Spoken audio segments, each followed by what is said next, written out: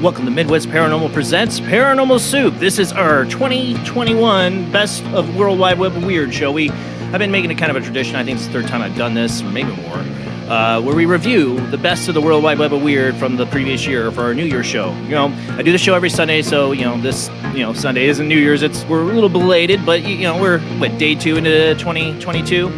Hope it's doing better than 2021. It got its last laugh with Betty White on this New Year's Eve, right? It's 2022. We're looking for a better future, maybe. We're going to also talk about the previous predictions of Nostradamus and Baba Vagna we covered and see if any of those came true. We're going to cover what they think would happen in 2022, what they foresaw. And also, I want to hear what you foresee. Do you have a New Year's prediction? Do you have a prediction for 2022 specifically? Not like future 2060, 2022. I'm a big fan of Art Bell. Definitely, that's who influenced me. I always loved him on his New Year's shows, having people call in and give their predictions for the new year. And I want to hear yours. I want to hear your predictions for the new year. We'll have those phone lines open a little bit later in the show. But we're going to do the best of the World Wide Web of Weird. There's a lot we've done over the last year. So I try to nail it down to 3 or 4 categories. We'll get into all that. Lot to get to, so let's go ahead and get rolling on into it.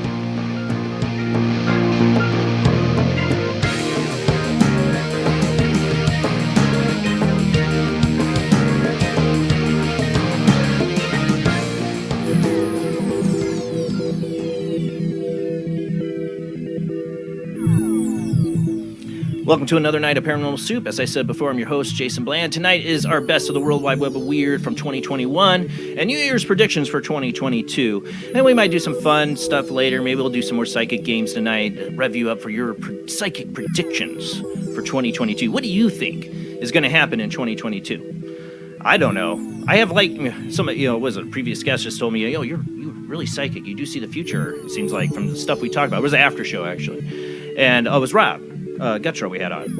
And he's like, you have a lot of stuff you see from the future. I can't tell you what's going to happen. I do get things. I have dreams and stuff, and I want to talk about a dream I had recently, too. And that's what we're here. People are like, oh, what am I coming into? Dreams and all this flaky talk? That's what we do on Paranormal Soup. This is your open place and forum to talk about your experiences. I'm going to talk about mine tonight, and you're free to call in and talk about whatever. As long as it's weird, as long as it's unusual, as long as you want to open up here, this is the place to do it. This is pretty much an open line tonight. That's what it is. But we're going to go through the best of the World Wide Web of Weird, and we have a regular World Wide Web of Weird, and also always as weird as I am, and that's why I love her, is my co-host Jamie D. How you doing tonight, Jamie? Doing well. Happy New Year's. Yeah, you just got me all depressed before the show. We're going to talk about this later, about TikTok and people getting millions of views for rubbing whiskers on mics. Here I am working hard. working hard to do a show. Yeah, and she's just telling me about all these weird TikTokers getting millions of views for like what, peeling a egg. I don't know. We'll talk about that. From St. Augustine, Florida, tips on how to peel your eggs. Rob Autry himself, how you doing? I'm doing good. We gotta talk in a whisper, right? We don't want to scare those Adderall kids. Okay, sorry, inside conversation from before the show. We'll get into it. I told him save it. We'll talk about this generation of people on TikTok. I sound like an 8-year-old man. What's a TikTok? Yeah, well, but like I said, we got the best of the World Wide Web of Weird. But before we get to that, let's go ahead and roll into the World Wide Web of Weird.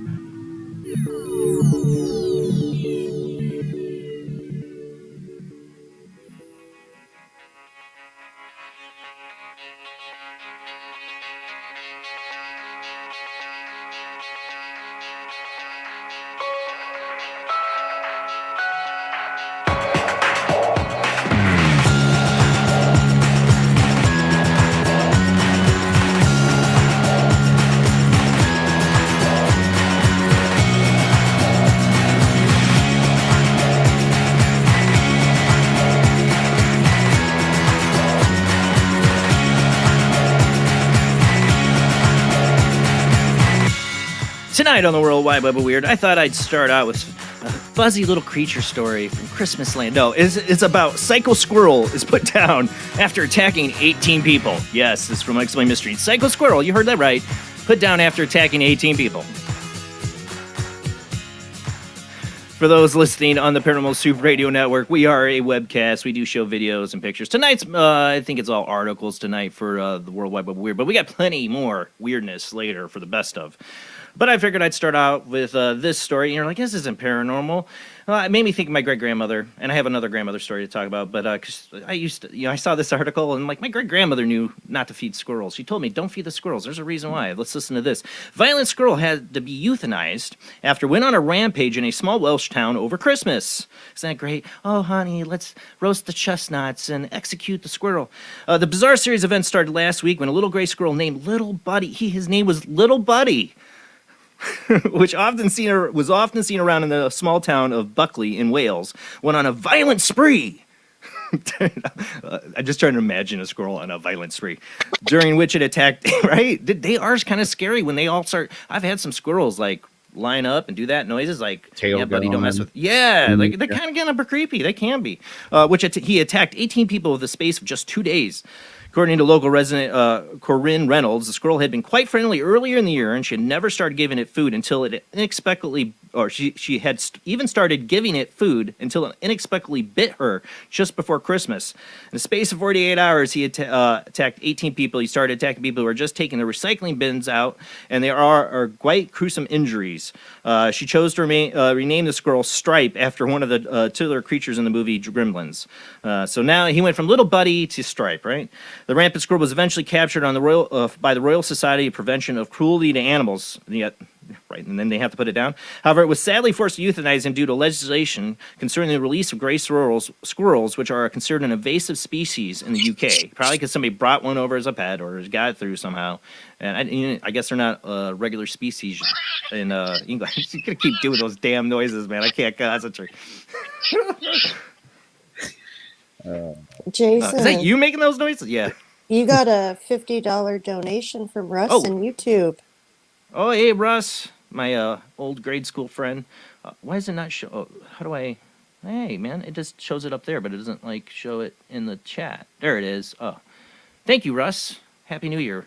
I need the donations. So TikTok viewers, TikTok people rubbing whiskers on mics get millions of views and followers and that. I need the money. Thank you, Russ. I'm trying to lighten people's minds here. All right. Anyways.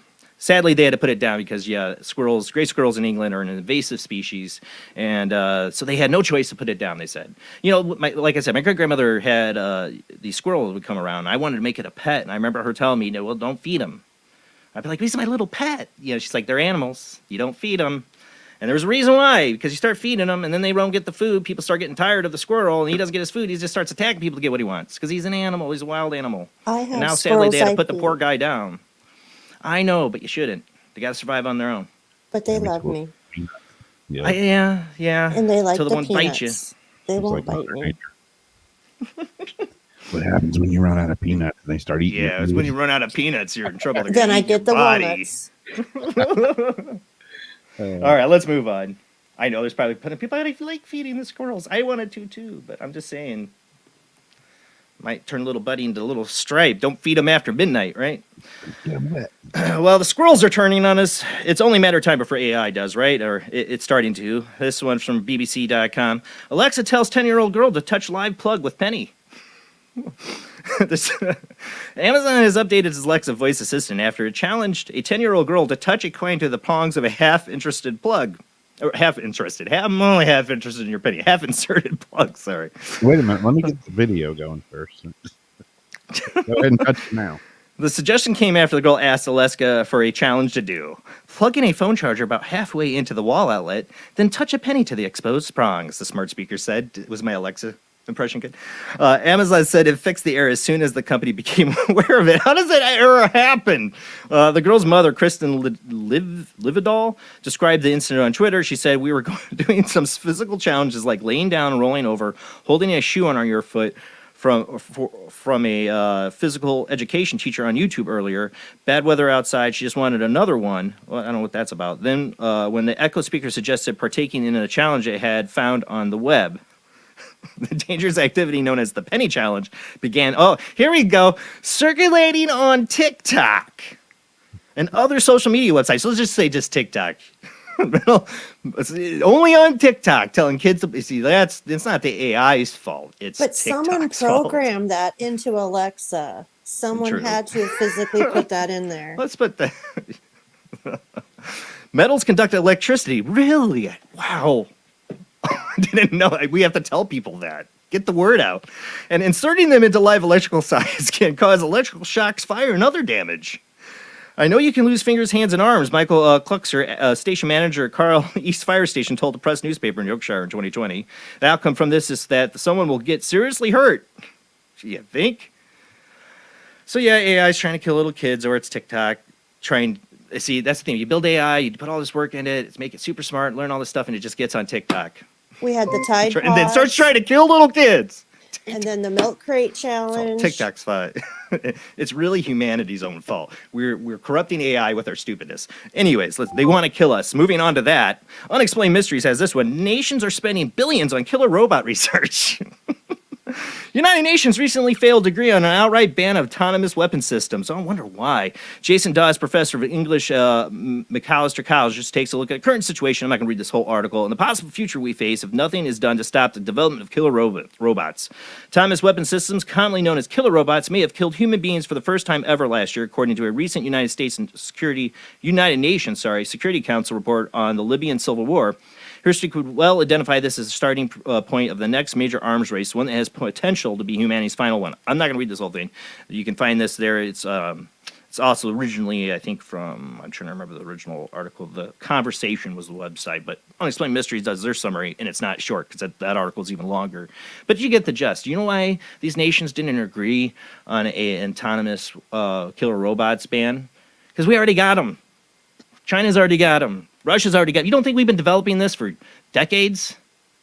Okay, they're not going to ban it. They're not going to sign some treaty because they already spent billions of dollars on it, and it is the new future war. I mean, you got China naming their social tracking system Skynet, for God's sakes. I mean, we're asking for a Judgment Day Terminator style. I'm just saying, we're asking for it, and we're going to turn the AI against us with our dumb TikTok videos. Because AI is going to, why does this video have 30 million views of somebody rubbing their whiskers on a microphone? They're cat fake whiskers, you know. I'm just saying, I'm a little salty, I guess, from our earlier conversation. Let's move on. Wait, there's more. All right, let's move on. All right, next up, I got this from Coast to Coast, like the article, but it's from the Skeptical Inquirer is what they're talking about. I thought this was really interesting. I wanted to talk about this last week. We didn't have a show, and I was kind of sad I didn't have a show, but I wanted to spend time with the family during the holidays. But I was, I wanted to have a show just to talk about this. This is so interesting. Former NASA engineer revealed to have been boy at the center of the Exorcist case. It was not that long. It was M.R. Gorga we were talking with, or somebody months ago. We were talking about what happened with the real what was his name? The fake name they had for him, for the boy from the original Exorcist case. He actually passed away recently, and now he's been identified. Long shrouded in mysteries from coast to coast, the identity of the boy who served as the inspiration for the legendary story Exorcist has been revealed to be former NASA engineer who passed away last year. By the way, investigation by J.D. Sword from the magazine Skeptical Inquirer has determined that Ronald Edwin Hunkler was the then 14-year-old individual who underwent a series of exorcisms back in 1949 at a home in Cottage City, Maryland. Word of the strange case of purported demonic possession captivated writer Peter Blatty, I forgot how you say his name. He subsequently penned a fictionalized version of the account titled The Exorcist, blah, blah, blah, we know all that. Although Hunkler's identity was known to the Jesuit priests, the medical professionals who tended to him, and more, for 7 decades ago, his name was kept secret from the general public since he was just a boy when the strange case occurred as a teenager. He was dubbed simply Ronald Doe. That's what I was trying to remember. By connecting various clues which came to light over the years, such as the boy's date of birth and high school yearbook for Cottage City, Sword was able to pinpoint a particular promising suspect. Upon bringing the information to journalist Mark Opensnick, who had previously thoroughly investigated the case, his findings were confirmed when he was told the haunted boy is Ronald Hunkler. Hunkler's central role in the extra story has finally been revealed. I'm going to read all this. I read the whole article. And sum it up, I found really interesting is they ended up talking to a friend of his. That said he, worked at NASA. He did all this. He's a brilliant man. But he was like deathly afraid of people finding out that he was the kid involved in this. And he said that he was just, it was just boy angst, and he was just acting out. He was not possessed. That's what he told her. But he was so afraid of it, people finding out. He never wanted anybody to know, at least while he was alive, I guess. I bet he didn't want it in death either. But he was 14 then, back in 1949. I mean, whatever his experience was, he might, as an older man and as a scientist, somebody as, at least an engineer, obviously very smart. His way is like, I must have been acting out. Or maybe he was. Maybe it was all made up. I don't know. It's always been an interesting story, and I really missed having the show last week just to talk about that, because I've been wondering for years who he was. All right, let's move on. And I'm trying to find my next article. All right. Now NASA, another story about NASA I thought everybody's been talking about. NASA hires a priest and theologians to help us cope with fighting alien life. Wonder why they did that. Take a sip from my coffee.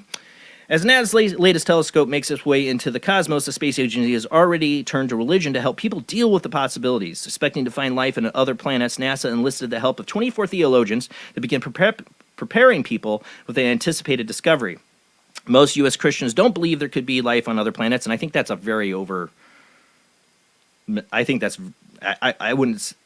don't like that statement. I've known a lot of Christians that accept the idea that there's life on other planets, so.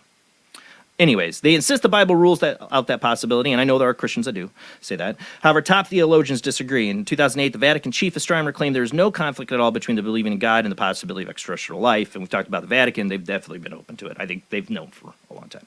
The agency hired 24 theologians to take part in a program at the Center of Theological Inquiry at the Princeton University in New Jersey. The goal of their efforts were to assess how humans might react if alien life is found on other planets. Particularly, they hope to determine how such a discovery might impact people's ideals of God and creation.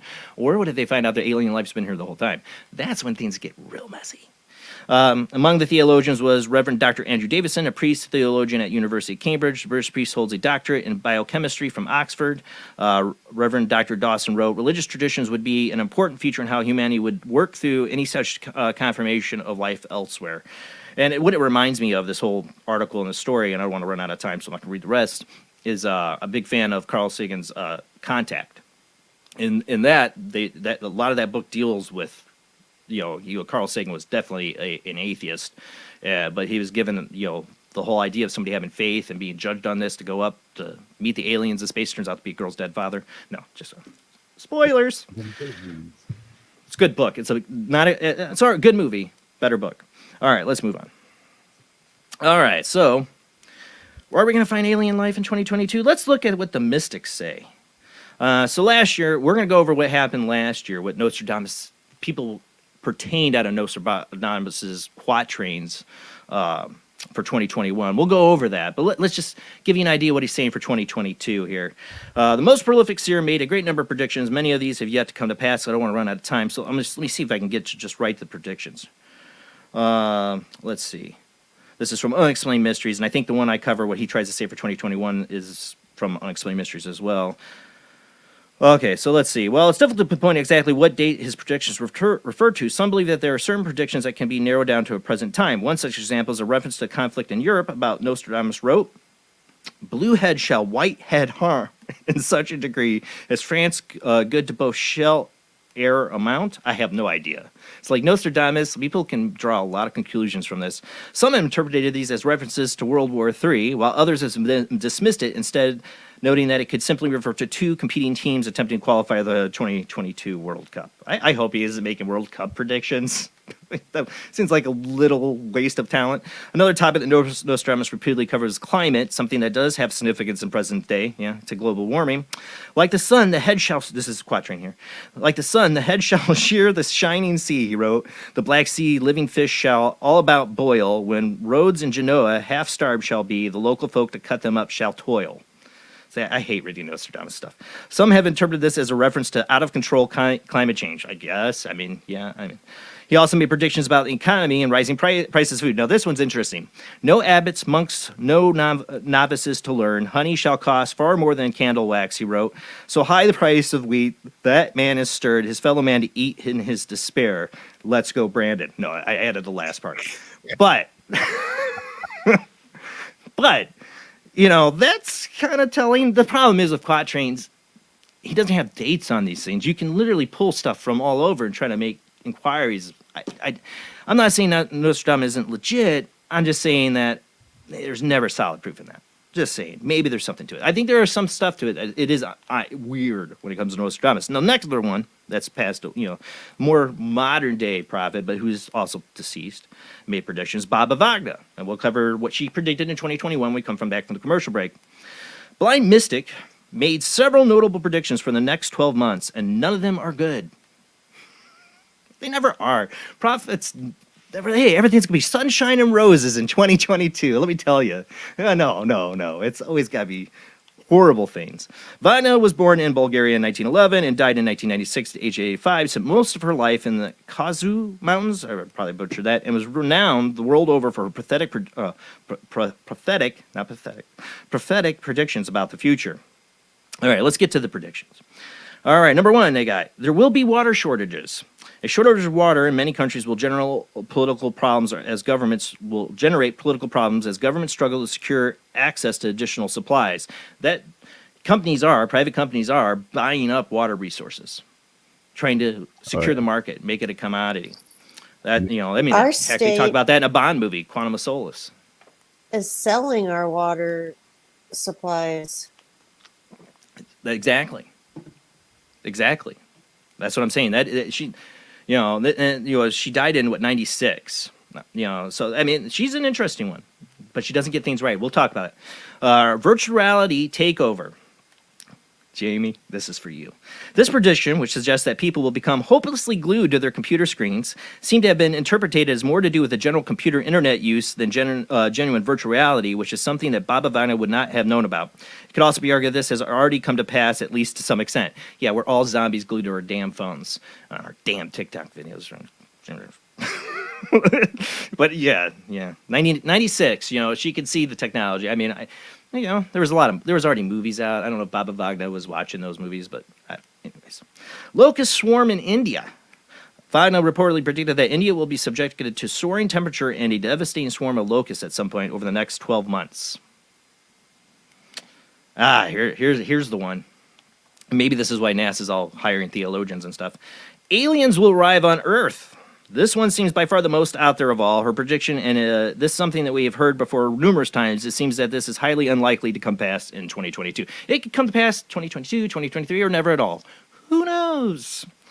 And number 5, just remember say they're never good? So if the aliens arrive, it's not good, I'll tell you that. But the last one, not the last one, no, she's got another one. This is second to last. Another virus. Most would interpret this as a prediction of another COVID-19 variant. However, Wagner reportedly mentioned a virus being released from Siberian permafrost due to global warming, which there was people and there's fictional books about that back in the 90s. So There's a lot of stuff going on in Antarctica right now with world but leaders. she was blind. It's not like she was reading. So, right? And then number 6, more catastrophes. And there's more, right? More catastrophes. A general prediction about flooding, earthquakes, and tsunamis. But that's it for the World Wide Web of Weird. When we come back, we're going to do Best of the World Wide Web of Weird. Actually, when we come back, we'll start off with what they said would happen for 2021. And where people, when it comes to Nostradamus, is what people read into quatrains. Baba Vagna is more modern. It's actually what she said. So, take it or leave it. But we'll come back. We'll talk about what they predicted for 2021 and how spot on they were. I've heard a lot of people say that, Baba Vagna predicted COVID. We've talked about that. So, I don't know. But there's stuff she got wrong. We'll talk about that when we come back for the commercial break. And we're going to open up the phone lines tonight. It is pretty much open lines.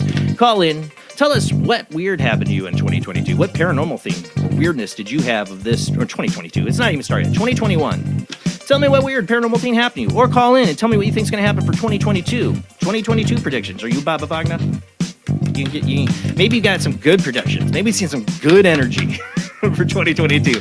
I don't care. If it's bad, just tell us. Get it over with. Give us your bad prediction. I'm going to try to write them down this year. Last year, nobody gave me really good predictions to write down. I don't know what I did with them. I don't think anybody gave me good ones. Give me a good prediction for 2022 when we come back for this short commercial break.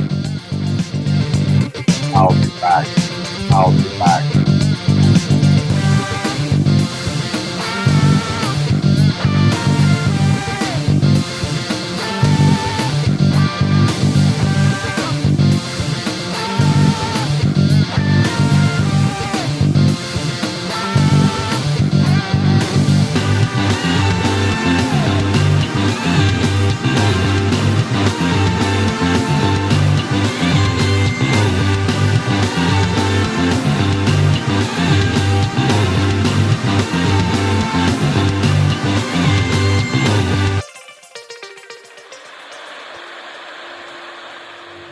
Join us every Wednesday night at midnight Eastern Standard Time for Weird Wednesday, the live stream, with your hosts Jamie, the Living Dead Girl, and Rob, the Phantom, where we'll talk about all things paranormal, including zodiac, astrology, tarot card and oracle card readings, live ghost boxing and spirit communication, where we'll do Voices from Beyond, the Cold Case Files. So we hope you join us live on Facebook and YouTube every Wednesday night at midnight Eastern Standard Time. We hope to see you there. Bye-bye.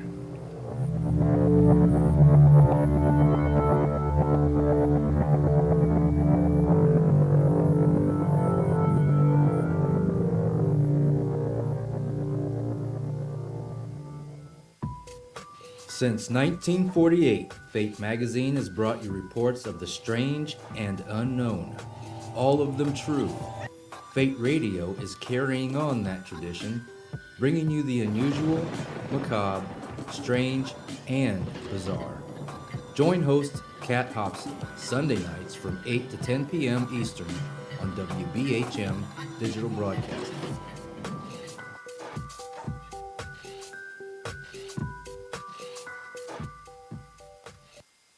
Of the second kind, physical evidence of a UFO. Close encounters of the third kind, contact. From Steven Spielberg, the director of Jaws, comes one of the most ambitious and unusual films ever made. And what you will see has never been seen before. It's a cosmic mystery crossing what many scientists believe will be the next threshold of human experience. It is called Close Encounters of the Third Kind. It begins in an Indiana town and leads to one inescapable conclusion. We are not alone.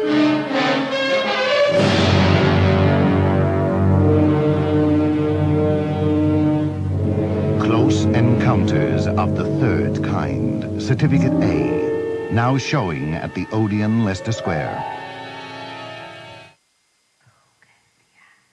The international chart-topping, haunted, Horror of Haverfordwest has been described as terrifyingly real, a must-read, shocking and chilling brilliance, genuinely worrying, utterly frightening. Don't read before bed. Described as one of the spookiest writers out there, best-selling author G.L. Davies presents Haunted Horror of Haverfordwest, the true paranormal account that is shocking the world. Dare you enter? Dare you read? Haunted Horror of Haverfordwest is available on Amazon, Barnes & Noble, Kindle, and wherever books are sold. Pray you never have to live there.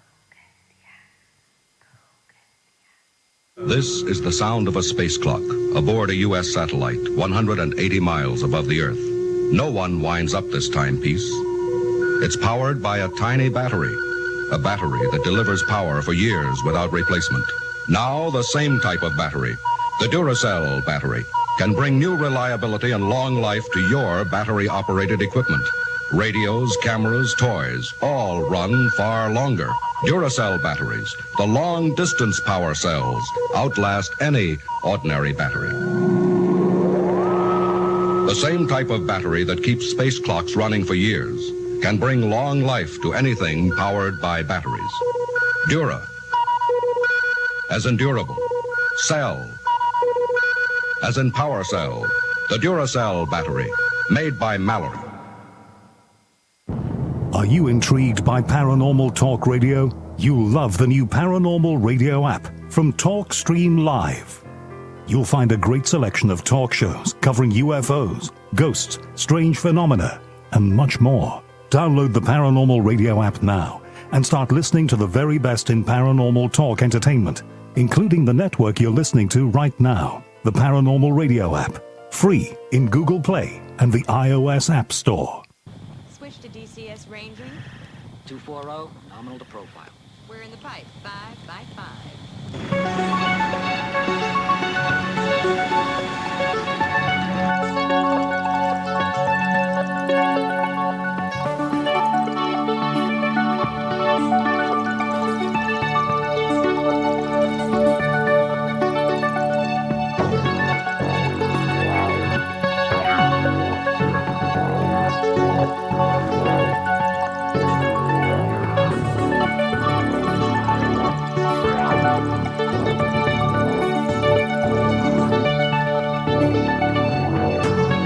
Tonight on Paranormal Soup, it's the best of the World Wide Web of Weird from 2021. We're going to review some of the stories we shared with you over the year of the weird, the unusual.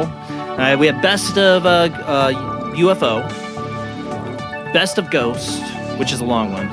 We covered best of ghost photobombs during a Halloween show, and I have a couple of those included. But we have some videos and stuff to talk about. Best of Bigfoot. And then what else I got? Oh, yeah, best of weird people.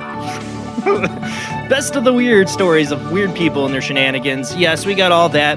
And also want to cover what did Baba Vagna and Nostradamus, or what read into Nostradamus' predictions, happen for 2021 and what came true. And then I want to hear from you tonight. We will open up the phone lines so you can call in and tell me what your predictions are for 2022. I want to hear, and I am going to write them down if you got a good one. It's got to be a prediction for 2022. And I saw my friend Russ in there saying, I see government total breakdown, but I guess that's not a paranormal. It's not a paranormal prediction. You can give me a prediction about anything you think is going to happen. Just keep it from having something to do with like Secret Service showing up at my door. Not those kind of predictions. Just think about that, okay? Think hard. Predictions about don't get morbid. I don't want to hear about death. People, let's not do celebrity deaths or that.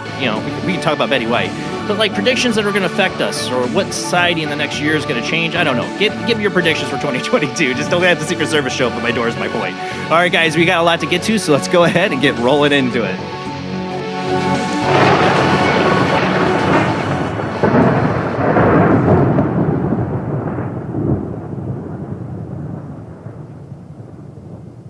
I don't know if anybody's Art Bell fans, but he would do the New Year's predictions, and I think a couple times he had Secret Service guys show up to his door because somebody made a prediction. You can guess kind of what prediction.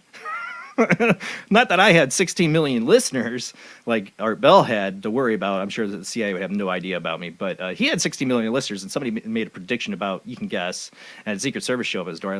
I would not want that. He was Art Bell. I'd cower. But all right, tonight is our New Year's 2022 show.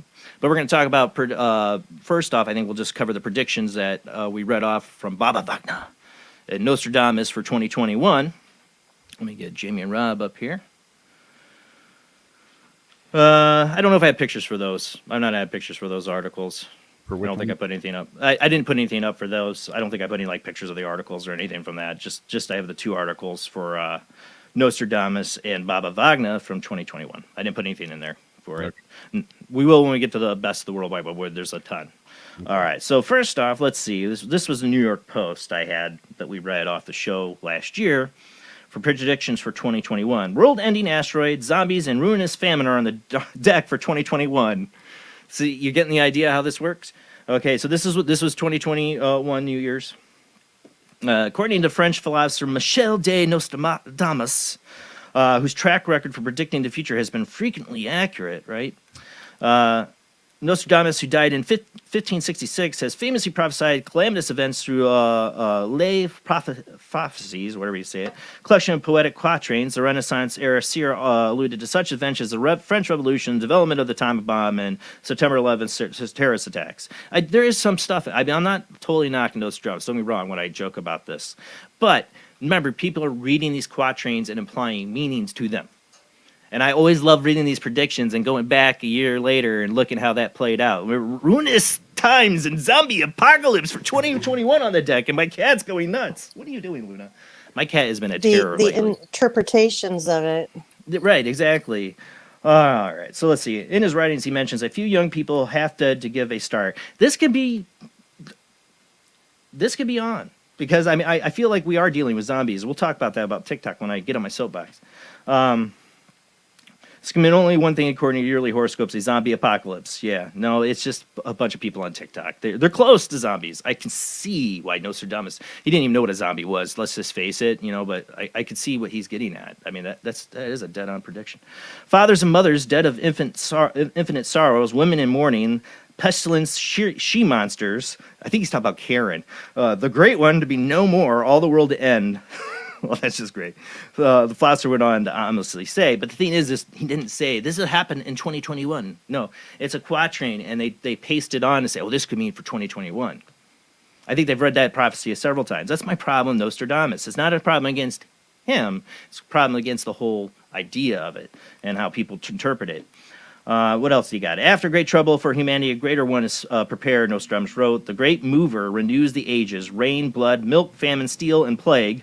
Yeah. I guess he got the plague part right. I guess at least people's fears of it. Heaven's fire seeing a long spark running. Could that be like Starlink? I don't know. Next up, an asteroid. In the sky, one sees fire and long trail of sparks. Already we had a few close calls on Christmas Day. There's always asteroid stories. There's always asteroids. That's a good one for a philosopher to go by. I mean, even if it doesn't hit, I said there was be an asteroid, and there was. Yeah, every year. Yep. However, this article goes, however, historians often point out that Nostradamus' writings are incredibly vague. Really? I thought they were straight on. Telling it as it is. Just the facts, ma'am. No. It's nothing against Nostradamus. He could have been, literally burnt alive for his writings. He had to be vague. When he talks about zombies and stuff, I mean, if you just go out, especially if you go to, a Starbucks or somewhere, you just see people sitting there on their phones and walking. Oh, no, I say this all the time. And just, walking into telephone poles. Oh, yeah. I say we are in the zombie apocalypse. You just haven't realized it yet. Yeah. And the increase in mental health awareness all of a sudden, especially for the lower generations, taking more anti-anxiety and anti-depression things, because going to the grocery store is too stressful, is literally turning them into zombies. Yep. Yeah, no, I agree. I mean, okay, yeah, we're gonna get it. Let's get into it. We're talking about the future. We're getting Baba Wagner's predictions for 2021. But I got to say, you guys really had me depressed before the show, and JB started it, talking about TikTok. What was it? The first thing you were talking about, the girl doing with she's going shh with mittens, ASMR. and she gets 20. What's that? ASMR. It's all over YouTube too. That's where it started. What does ASMR mean? I cannot remember what it stands for, but it's talking about basically something for like your sensories. So they want to hear little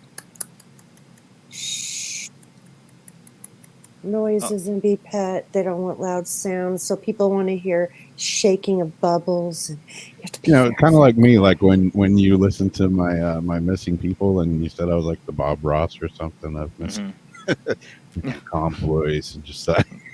They all have fuzzy microphones. The Bob Ross of missing people, yeah. But tens of thousands of people watch it at a time, and they pay people to sit there and cluck at them and tell them shh. Rub their face on the microphone. Yeah, see, here I work really hard on this show, breaking my back. No, I don't. But I do work. I do put some effort into the show a little bit. Maybe I need to get some new commercial breaks. I know I've been hearing that for a long time. I need to work on the commercial breaks, and I'm working on editing our videos from the ITC show. But I do put some work into this. I don't make any money doing it. You should be peeling a hard-boiled egg, man. That's what I should be peeling hard-boiled eggs. Or no, the best one is the putting on cat whiskers and rubbing it against the mic. Yeah, no, it's their own face whiskers. Yeah. Oh, it's their own face whiskers. That's even worse. I mean, I don't know. Jeez, but these people are getting like 20 million views for this stuff. And I compare when you're telling me this, I compared it to the South Park episode where like the kids put on all this work to make a news program for their like school news or school TV video channel or public access. Only to be beaten out by like Clyde or some kid that is showing like dogs of Benny Hill music and like smiling faces or something like that. They find out all the kids are on doing whatchamacallit, cold medicine. Like that is pretty much a statement of society now. Yep. Only It's a statement of Xanax and hard-boiled eggs. Hey, my son has sensory disorder. I mean, it is a thing. I mean, people do have sensory disorder. But at the same time, he gets on video games and screams and yells. I'm like, hey, he can handle the loudness. He's just as loud. Yeah, you know no stress. I wonder if they were like born like the quiet births. You know, they would do at home. They don't want any screaming or loud noises when the baby comes out because it could be traumatizing. I wonder how many. Is that a of these Scientology kids, thing, isn't it? Well, I don't know, but I wonder how many of those kids turned into the kids that now can't handle any sort of loud noise, can't handle going to the grocery store. I just want to listen to you peel an egg. Come on. Oh yeah. Press the button for more money. Yeah, don't yell. Yeah, that literally people are making bank off of this. I guess I don't know. I feel like such an old man. Like, what's this TikTok? I will not do TikTok. I won't do it. I have no want to watch somebody do that. But I guess I'm not on the right medication. Anyways, let's move on to Baba Wagner's tales. But I'm working hard here, people. You can donate on Patreon, $2 a month, $5 a month, or $10 super fan chat, or thank you, Russ, for the $50 donation super chat. I'm just saying, it is crazy. Like I'm trying to open people's minds here, like get them spiritual, get them thinking about more than just the material world. Open your mind, take the red pill, and I can't compete with these kids wanting to watch just people rubbing their whiskers on a thing or peeling an egg or cutting soap or something. I don't know. Think about it. It's not just kids that watch it. I know. It's just anybody on Adderall or what else? What's the other drug? Xanax. Xanax. There you go. Yeah. And I agree. There are people that need that stuff. There are people that need their drugs. Oh, nothing cutting anybody not who's knocking people legitimate. that. But there is over medication going on. Big Pharma, is. I don't know if you knew this, has a pretty bad history of there's a market for a bunch of people that want a drug that don't need it. Well, let's just push it. Yeah. There's some history to that. Just look up the opioid crisis. Okay, let's look at predictions by Baba Wagner that she had for 2021. All right. Predictions always have been fascinating unless the bad ones turn true, which are always bad from Baba Wagner. Let's just get to her predictions here. 1. Baba Wagner prophesies that 2021 will be a year of destruction and catastrophe. Didn't she say that about 2022? The conscience of people will change. Difficult times will come. People will be divided by their faith. She's not wrong. We are witnessing devastating events that will change the fate and destiny of humanity.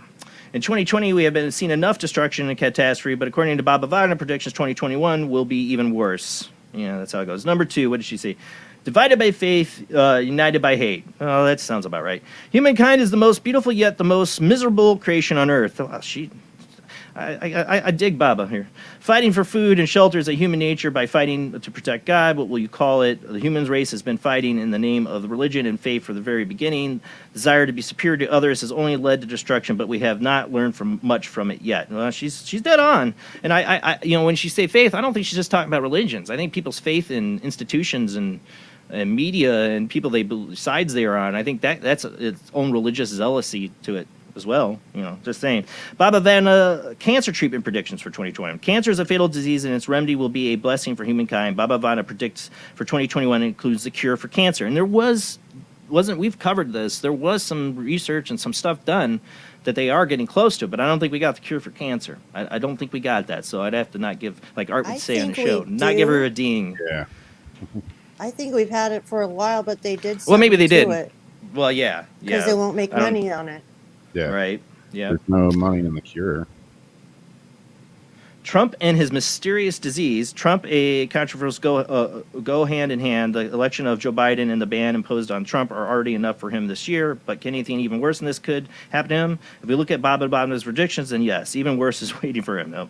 Among the predictions 2021, Baba Vana also said in the 45th POTUS will suffer from a mysterious disease. Remember, I talked about this. I mean, he did get COVID. I mean, does that count? Is that a ding? I mean, a mysterious disease? You did get COVID. It could be. But you remember what I said? She said he would lose his hearing. His voice is loud enough for that to happen, I'm sure. But it didn't happen. Hey, people are losing Maybe smell and taste. Maybe she got senses mixed up. I don't know. Have anybody seen interviews where he thinks he's like not hearing? He seems like he hears just fine. I think he hears fine. Here's another one she got wrong. Assassination of the Russian President Putin and the collapse of Europe's economy.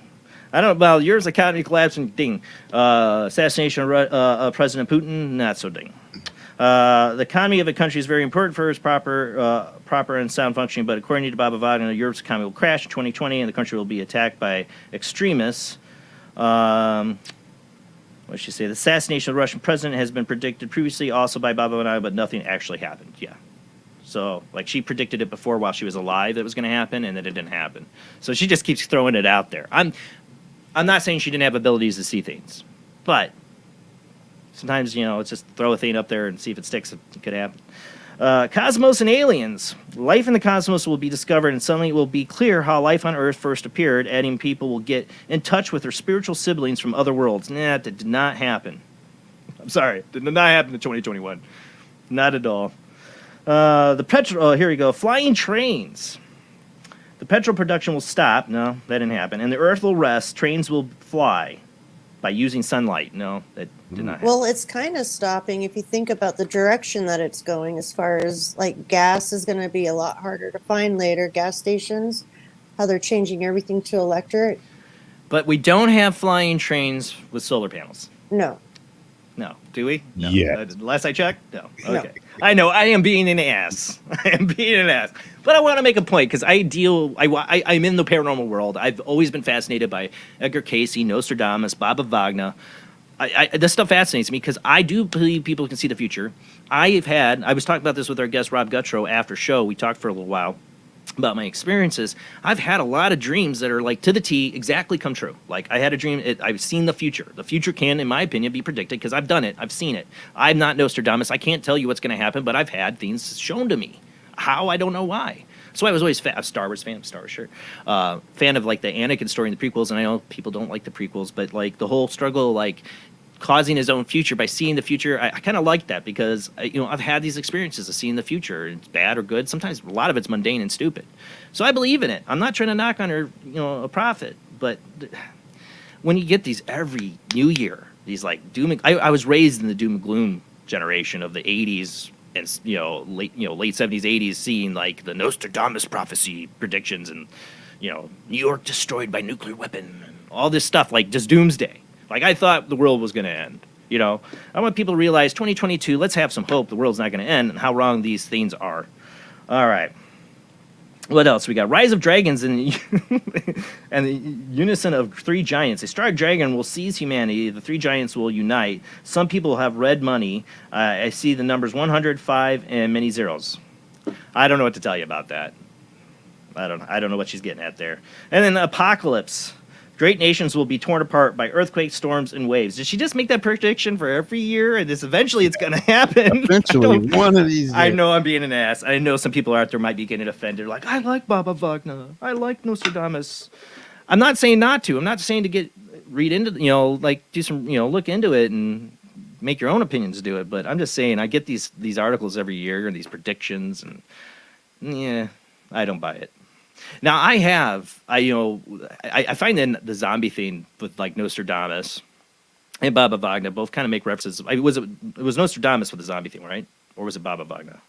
Nostradamus, I think. Yeah, I get that. I've had for years, right before bad things would happen in the world, I'll have this recurring dream, not a prophecy dream, but of being in a zombie apocalypse. And I've started to think maybe my subconscious is trying to tell me. I get that same type of dream.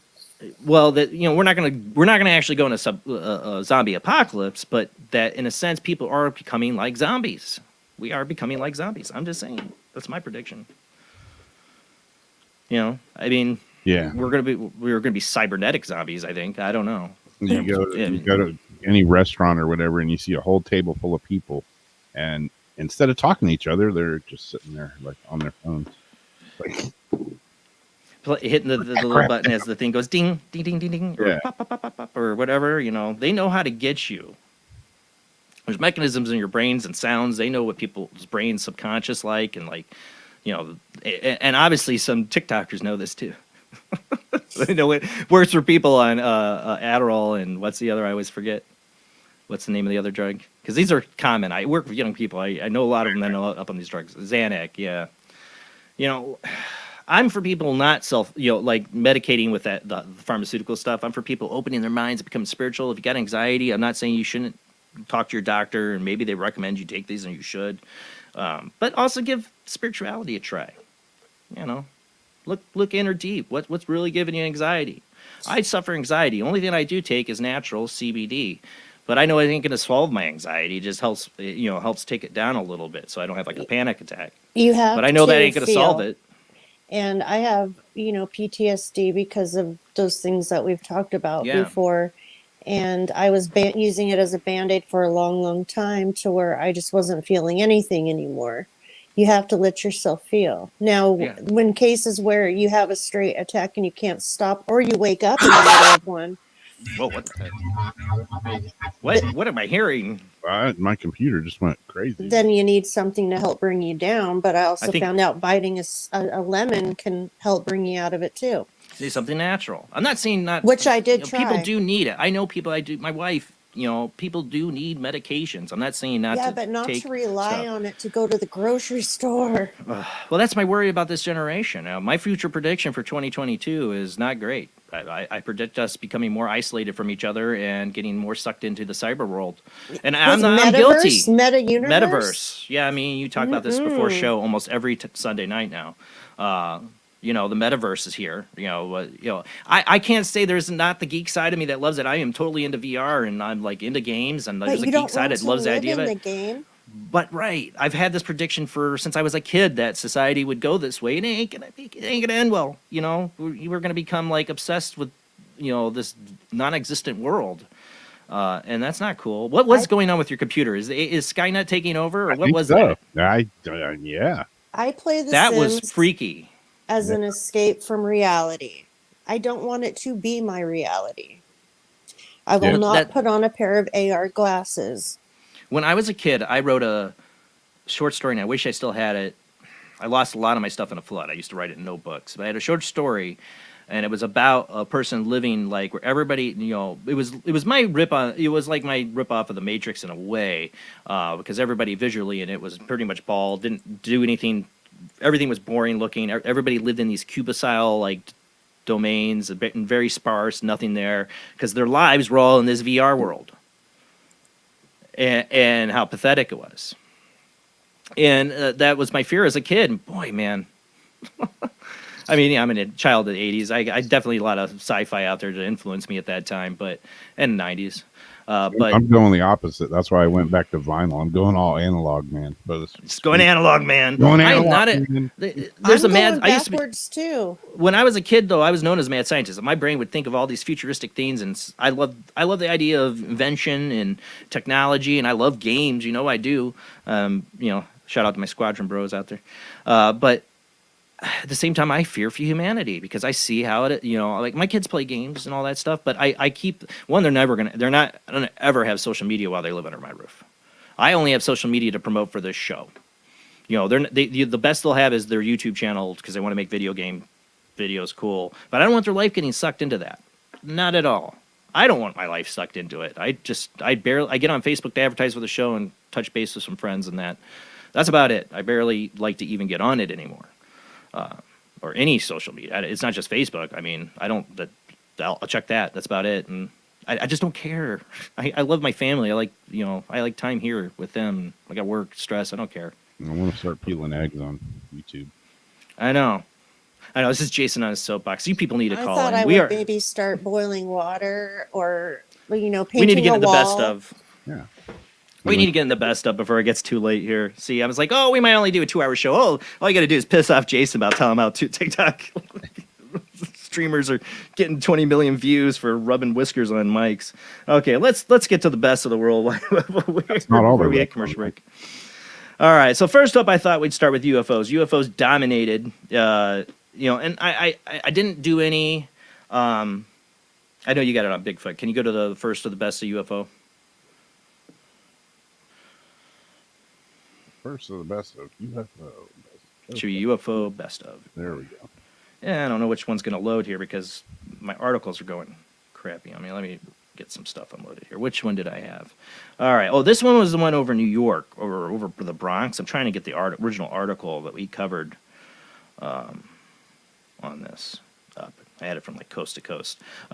Trio of UFOs spotted in New York City. Curious video from New York City shows an odd trio of lights that appear to form a triangle in the night sky.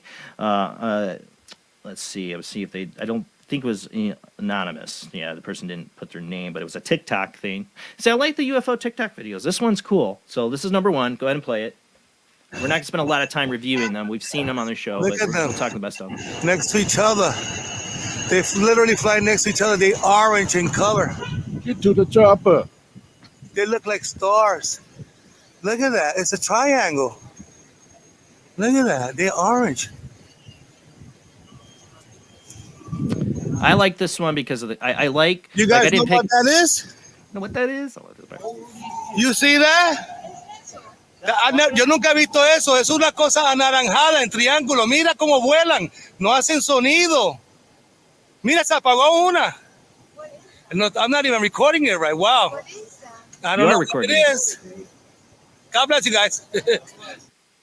But I love the commentary. I love the real videos. I didn't share like the Pentagon videos for tonight. I don't think I picked any of that. I like people, and they're catching it and then talking. Those are my favorite because they feel that's not it's not CGI. It's somebody really seeing it. I love those. That's what those are my favorite UFO videos. I think that's mainly what I picked tonight.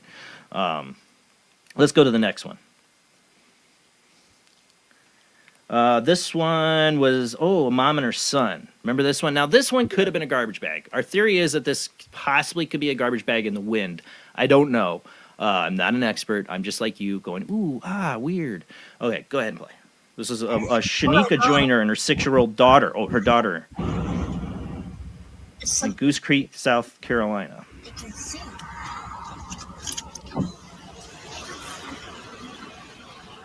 I don't know where you're going. Is it a ship? Look. I love the 6-year-old. Is it a ship? Is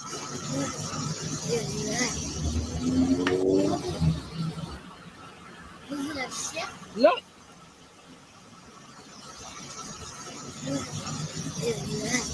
It seems to do change shapes.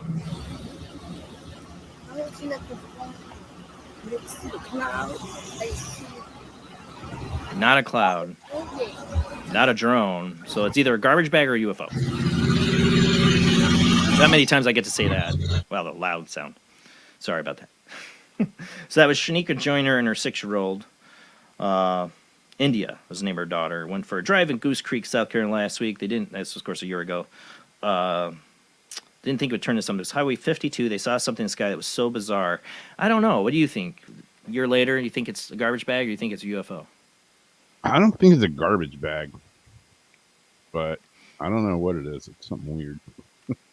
I don't know. The way it changes shape, though, is could be a bag. I don't know, but or I don't know. It's weird. I mean, it's hard to get a perspective on its size. It could be like a I don't know, like that plastic that, like, when you get your clothes back from the dry cleaner, that real thin plastic. It could be like a big. But man, it would have to be some air currents to carry that like that. You would think. Yeah. I don't know. That one I liked. Like I said, I like the ones with the commentary. I have 4 for the UFO things. We're on number 3. This was one of my favorites. This was filmed on it was like 11-minute video, and I only shared little pieces of clips from Disclosed Screen TV had it, and you go to them to watch the full 11-minute video. I don't know what to tell you this is. It's like a rip in space-time. That's why I love this one. Go ahead. It's filmed by airline passenger Bewildered. Disclosed Screen, that's who had this. Anonymously shared to Disclosed Screen. It's like a rip in space-time at one point. It looks like takes like a cross T form, and it's like literally like a rip in space-time.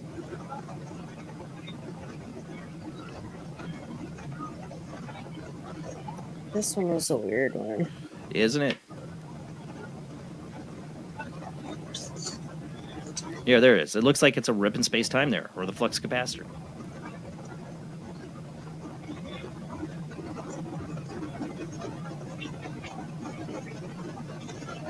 I would not want to see that when I was flying. No, I don't know. This to me one of the weirdest ones I've ever had. Honestly, I think it's legit. He tells you what camera he's using. It's a very expensive camera. He's zooming way in on it. I don't think this is fake. I think this is a real deal. What he's seeing there, I have no idea. Literally a rip in space-time or something. People talk about like plasma energy creatures that live in our atmosphere and stuff like that. I've heard that theory. Maybe that's something like that. I don't know. That's pretty weird.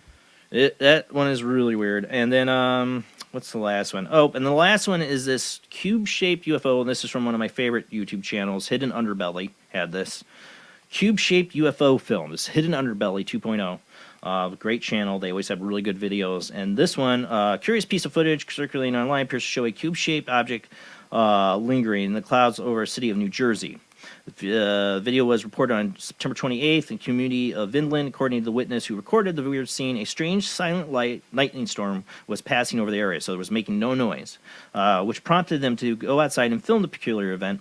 Although they didn't notice it at the time, when the person watched the video later, they spotted an unusual anomaly in the sky. Go ahead and play.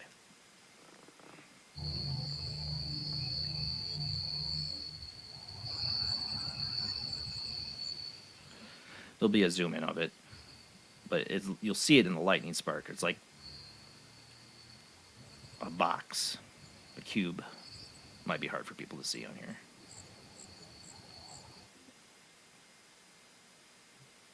There's a slowdown of it. It might be hard for people to see, but yeah, it's right in that area. Now, it could be at top of the building, but I would think these people would know. I mean, if a tower, a skyscraper or something, a tower, a building would be there. That's the only possibility. But I would think they would know that. They would recognize it living there. That's what they're seeing. It wouldn't be like, I don't know. Yeah. So that's it. So what are your guys' thoughts? We got, let me go back to the list. So we had the first one, which was trio UFO lights spotted over New York City. We have the South Carolina mom and daughter see, could be a garbage bag, could be a UFO, but it's really interesting. Rip in Space Time by airline passenger, or UFO filmed over New Jersey, cube UFO in the storm. What do we got? I vote for the rip. The rip in Space Time? Yeah, that one's just weird, man. Making any noise either. Yeah, I know, me too. I've seen heat lightning, but I've never seen heat lightning get that severe though. But I'm in Indiana, who knows? Love that video, Jason. Which one? Which one's your pick, guys? New Jersey, yeah, Royal. New Jersey video. Okay, the cube. I like the three triangles. I like the three triangles. I like that video. I like the guy's commentary. That was a good one. Best one. You know which one? The guy swears quite a bit in it, but I love that one from a few years ago. Totally loses his mind on it. Yep. I am skeptical on all, as usual. That's fine. It's perfectly all right. Any other votes? Anybody else want to vote? I like the New York City one, the triangle one. Yeah, that one's pretty good too. It's hard. It's a hard pick for me between that one and the Rip in Space Time. Yeah. Because I like the Rip in Space Time. I really do. I mean, I can think of some things, that triangle formation. It's 3 lights. You don't know what they are. It could be drones. Yeah, they could be. But it would really have to be synchronized. Oh, yeah. I mean, it keeps the triangle form the whole time you watch that video. They're spaced apart. And it looks huge. But if you're looking... I feel like it's triangle UFO. Yeah. If you're looking out your airplane window and you see this weird thing changing shapes, like, next to you. Yeah. That'd be it's about the time you're going to start, wondering if you're going to end up in, like, another dimension. Yeah. Passenger video's trippy, yeah. Rip in Space Time. Box shape, I think you say is a second. Pick one, I'd pick the time rip. Yeah, I get that, time rip. Ships in northern Rhode Island. Oh, yeah. Let's see. Any other triangle UFOs? I love the Hudson River. Yeah, Hudson Valley. I mean, it's notorious for all kinds of weirdness, especially triangle UFOs. Listen, man, we are not alone. Hope to hear from you tonight, Roy. Call in. Phone lines are open. We'll go through this stuff. If you want to call in now, you can. I will have the phone lines open, so you don't have to wait too late. We can go in and out of phone calls and go into the best of. The next up in the best of category, and we got time before the next commercial break, is Best of Bigfoot. And if you do call in and I hang up on you because I got somebody else on the other line, remember that. Or if you do call in and you hear me talking, just wait. You're on hold. We'll get to you. All right, so let's get Best of Bigfoot. Now, Bigfoot, I've seen a lot of crazy UFO stuff this last year. Definitely UFOs dominated in the World Wide Web of Weird. Bigfoot, this year we had some interesting stuff. But as usual, usually with Bigfoot, it's either a bad photo, like them far away, and you're going to get that tonight, or it's a film that's a bit suspect. Because, there's one I couldn't show that I really wish I could have had in the category tonight, but I got dinged for it, so I'm not. And there's another one that I'm going to make sure the last one you play quickly, because they didn't get dinged for it before, but they sometimes ding me, even though this is commentary. I'm not trying to steal people's videos. This is commentary on it, All right, so first up, like I said, they're either this is a faraway video. Bigfoot filmed in Florida. This is the only reason I like this one. Man hiking in Florida panhandle captured an intriguing footage of a bipedal creature which he suspects could be a Bigfoot. The potential Sasquatch sighting reportedly occurred late last month, which this would have been when? So this was February, so it happened in January of 2021. Hal, who managed to capture some of the footage of the sighting, it's unfortunately fairly typical for most potential Sasquatch videos of the nature creature to clip being incredibly difficult to discern. This is like so far away, so this is definitely not going to be number one, I don't think. Go ahead and play it. Whoa, where'd that come from? My Facebook is going goofy on me. Yeah, I heard me talking about it. It wants to come on here and talk about those damn TikTok videos corrupting its AI algorithm. This was definitely going to be hard for you guys to see. I got this one from Coast to Coast back in February of 25th of 2021. It's way out there. It could be a homeless guy, or it could be a guy on a hike. I don't know. But this guy somehow felt like it was a Bigfoot, and he goes running for it. I had to bleep out and take out the audio, I think, on some of this because he starts cussing. I mean, Bigfoot can probably run pretty fast, but, I mean, like, I think you're safe. Like, this guy, his freak-out reaction, I don't know. And my phone line is not working right. Come on now. All right. Hopefully we can take the phone calls on that phone. It's being weird on me. All right, so that's number one. Let's go on to number two. That should have been number two. That was a bad one. I really wanted to show this other one, but I was afraid of getting dinged again. But that was the one where the Bigfoot goes through the water. If you remember seeing that, that I couldn't find it, actually. I was going to say, screw it, let's show it again. I couldn't actually find where I had it. I think I had it on when Josh Turner was on, if I remember right. All right, so it wasn't that long ago. All right. Outdoor adventurer Mike Bowitz has captured what he believes is evidence of a real Bigfoot. So this one, hold on. I am trying to fix a phone line here. That's being real cranky. I need a new phone. All right. So this one is Bigfoot taking a dump in the woods. Is it this one? Yeah, I think it is. Go ahead. No, this isn't the one where it looks like the Bigfoot's taking a dump. All right, my We friend. talked about Here's that. another video I call "Watching Me." I was He's watching walking him take a dump in the down a woods. ravine into the brush, and then I noticed the Sasquatch was watching me. There he is, right there. I couldn't tell if it was a male or female, but You can't tell if it's anything. It's hard to see any kind of facial features. It's dark. He's peeking out of the brush. I'm not saying this guy didn't really film Bigfoot. He might have. It's in the brush. It's hard to film this stuff. But this part is really high off the ground.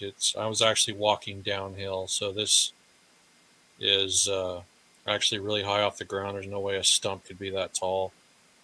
And I clearly saw it with my own eyes. It was a Sasquatch. I didn't want to get any closer to Why make not? it nervous or anything, but it's clearly What I will give this guy is that he came out, he presents, he tells you who he is, and back away. he shows his footage. He tells his story. I like that.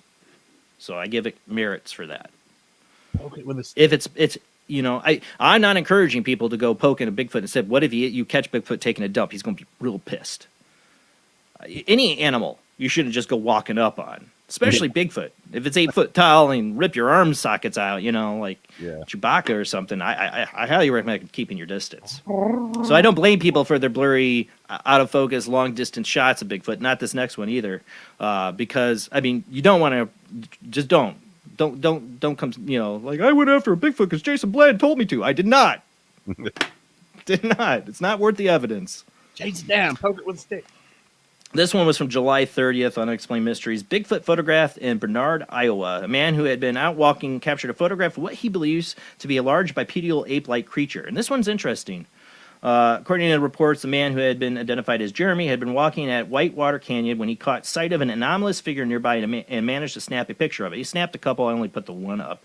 I was doing a morning walk at Whitewater Canyon with my sister who lives up in Dubuque. He was quoted as saying, I pointed out the figure and my sister laughed saying it was a person. We called out to it but got no response. You don't have to believe me. I wouldn't believe me. But now that I've seen whatever that was firsthand, I think it might be a Bigfoot. It does not look like a person. I mean, it is far back, but if you do zoom in on it, it does not look like a person. This guy might legitimately have something. And he, told his story. That's the best you can do. Don't want to go running up on Bigfoot. I know, it's just a blurry dark dot. I know it's no better than the last footage. I don't know. But I like the story. Like I said, it's going to always be hard to get Bigfoot evidence, I think, without putting yourself in personal danger. They're the king of hide and seek, man. I think people have come close enough that could have videoed it, that the smart thing got out of there. Yeah. I mean, it is a creature. You don't know how it's going to react. All right, this last one looks great, and I don't want you to play it too long because I don't want to get dinged by these people. I'm just doing commentary on this because MVTV, they're kind of crappy about that. This one we talked about with Todd Neeson. He thought this was pretty impressive, and it is. It does seem very impressive, but the problem is provenance. Footage has emerged online showing a large bipedal ape-like creature, or is it a man in a suit? We've seen a similar number of videos of this over the years, purportedly showing evidence of Bigfoot.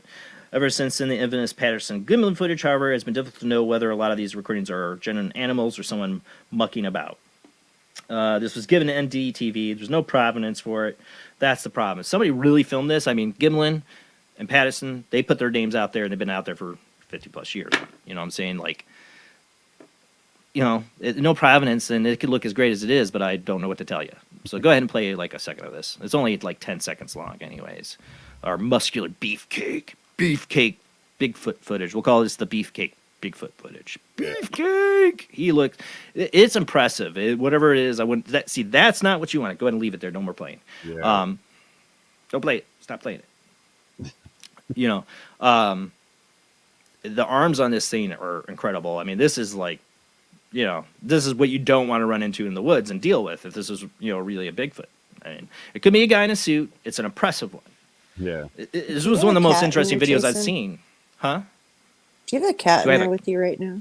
Well, Luna's been around. I don't see her now. She was knocking over stuff. Royal and Margie here's like a cat purring. I don't hear it. I hear my own mic. But it could be. She could be around here. She came down here to bug me. She's been a real stinker lately. I don't know what's up with my cat lately. But this Bigfoot one, we got the Beefcake Bigfoot. Let's get to that because I got somebody waiting on the line here. Beefcake Bigfoot, Bernard, Iowa Bigfoot, which was just a photo. We have Hiker Films alleged Bigfoot in the woods. And then we have the really far distance one. I really don't think that's a good one. There's also the one, if you guys remember, with the Bigfoot going through water. It was really impressive. I just couldn't show it again tonight. What does he say? I see that ace. That's pure muscle, baby. You know, It does. This is incredible footage. This is my pick. It is. I don't like it because of not having the provenance, but it's impressive. Yeah, I mean, if I saw this in the woods, versus like, it makes the other 3 Bigfoots look like, they need to quit eating French fries and go to the gym. This he's busting right here. Beefcake. Yeah. My vote's Beefcake. What's the other dude audience? Would rip you in half. It's been real. But And maybe I've seen like all the horror Bigfoot movies because my boys like beg me to watch them. I've not let them watch all of them, but I'll preview them and go, okay, this is somewhat not too bad. You can watch it. But they love the Bigfoot horror movies. They just love the idea of Bigfoot ripping you apart in the woods. This one. Now they never want to go camping, and my wife maybe sleep on the couch.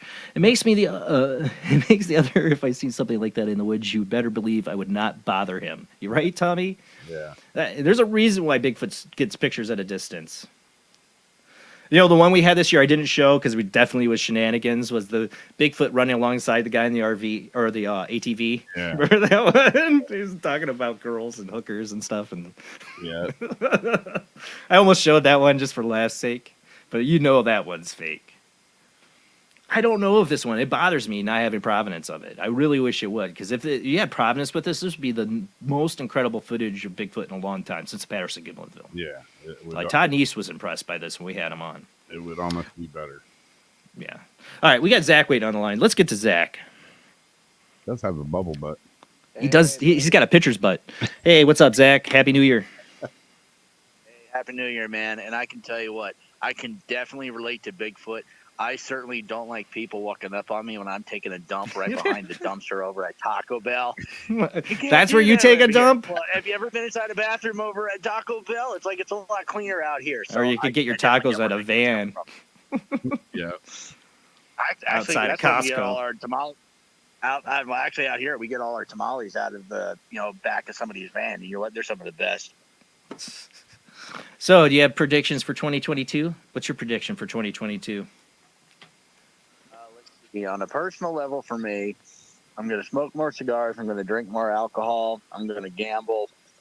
And I'm probably going to tick off a lot more people on my social media. That's on a personal level. Personal goals. That's my, I think that's my personal Jason's all year Psychic round. Monday reading. I think you will achieve all your goals. If I have an opinion, get in line. Take that fortune cookie. You know what? Hey, you know what? I ticked off a lot of people with my commentary on the January 6th riots. Let's and all not that get into stuff. it. I'm sure you did. That week, that one. Oh yeah, I got so much hate for that one. I'm but, sure hey, you you did. know what? I He's just like, I feed off your hate. Give in to the dark side. Give into the dark side. Exactly. That's what everybody's doing. Go watch. Have you seen What We Do in the Shadows, the TV show? Zach? What? Sorry, what? You cut out there. Have you seen What We Do in the Shadows, the TV show? I have not. I want you to go and watch that. At least there's one part, I don't know if it's second or third season. I think it's second season with it's about vampires living in a house together, roomies. It's a comedy, like a mock-a-drama, or mockumentary or whatever.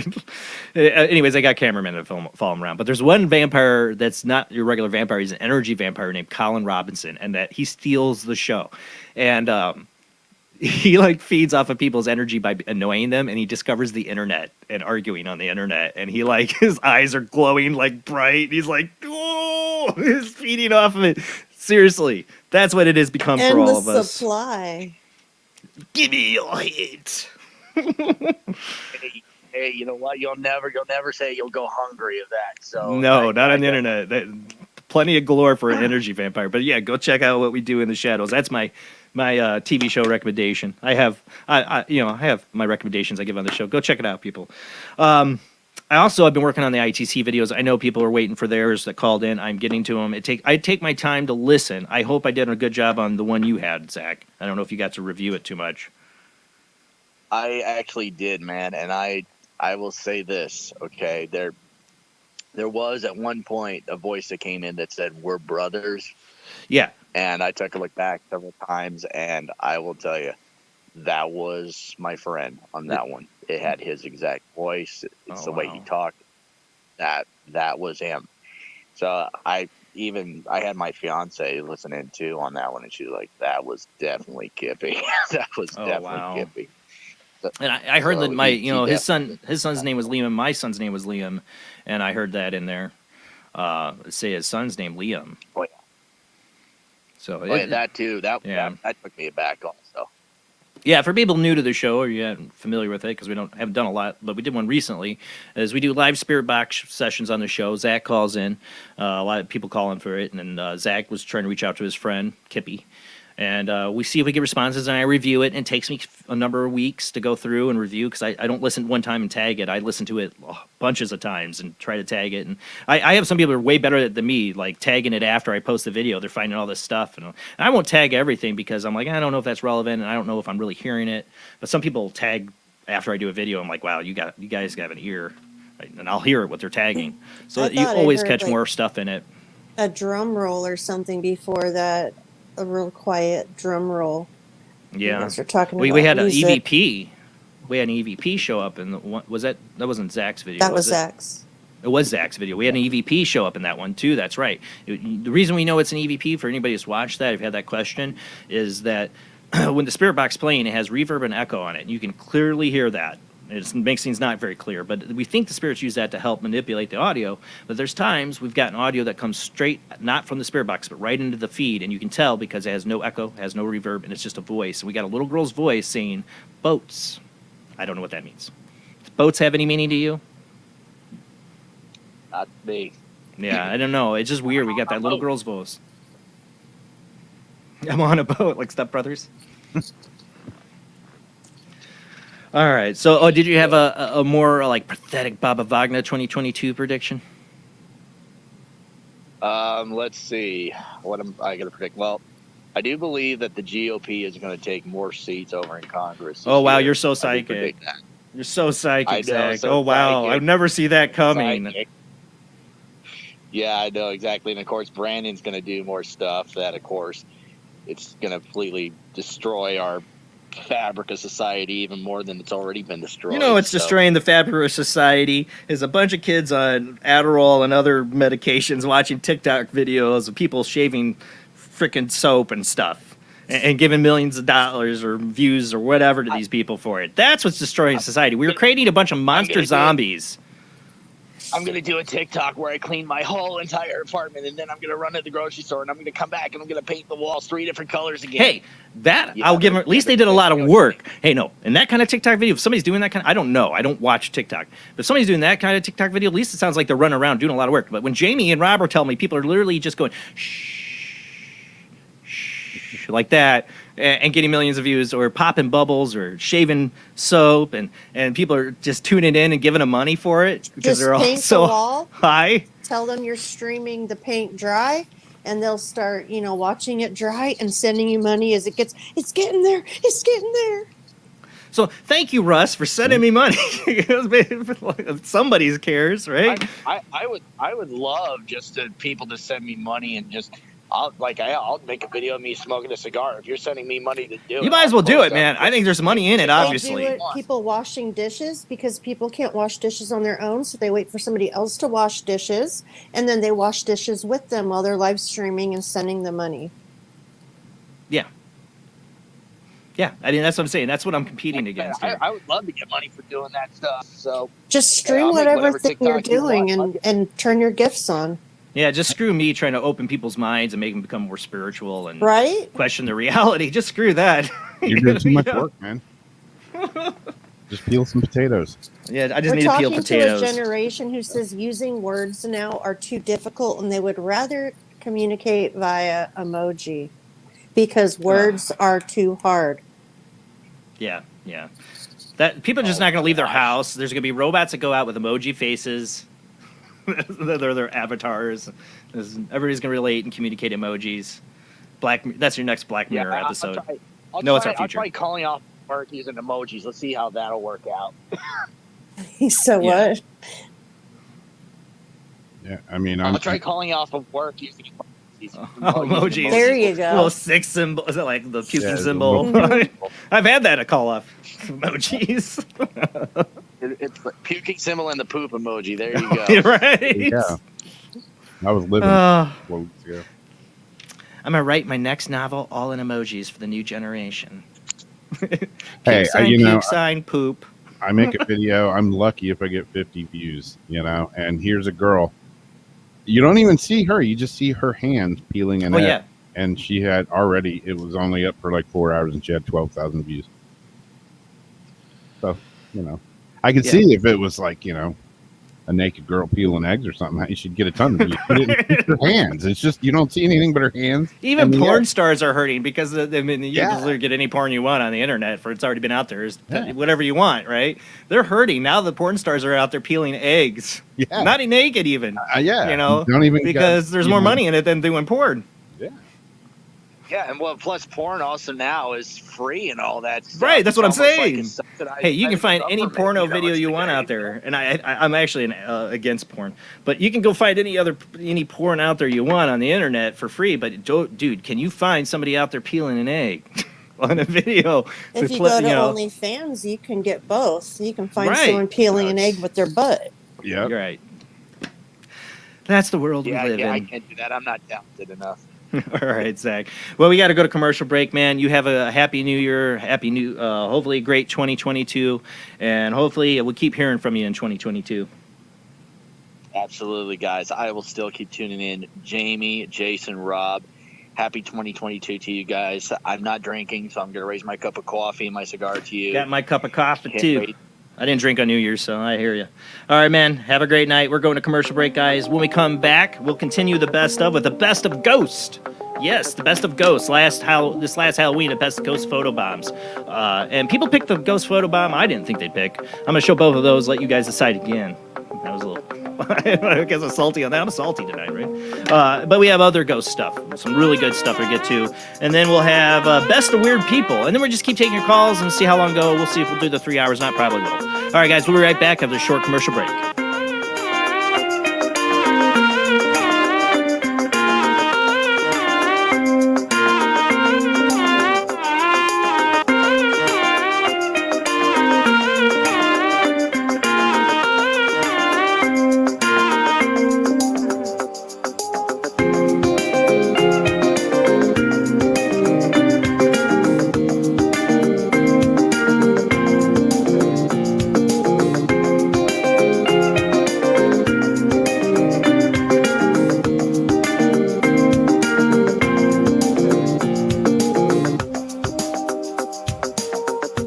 He is conducting an experiment into the combined effects of sensory deprivation and hallucinatory drugs. The subject of the experiment is himself, and the experiment is out of control. Ken Russell's Altered States, a film that must not be missed, is in the West End now. Altered States, Certificate X. Do you wish for more paranormal and spiritual content? The Paranormal Chronicles magazine is a free digital magazine crammed with the very best in paranormal and spiritual articles and features. No sign-up, no subscription, just free reading and knowledge for you. Read today at www.paranormalchronicles.com/magazine.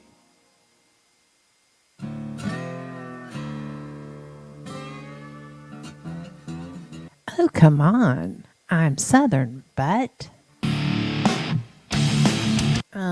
Nope. That'll do. Hello, I am Kat Hobson, host of Paranormal Experience here on WBHM Digital Broadcasting out of Birmingham, Alabama. I enjoy having guests from all areas of the paranormal, from ghosts to ufology to cryptids and beyond. You'll find some of the best researchers in their fields bringing you some great information. Join me on Wednesday nights from 8 to 10 p. Eastern here on WBHM Digital Broadcasting.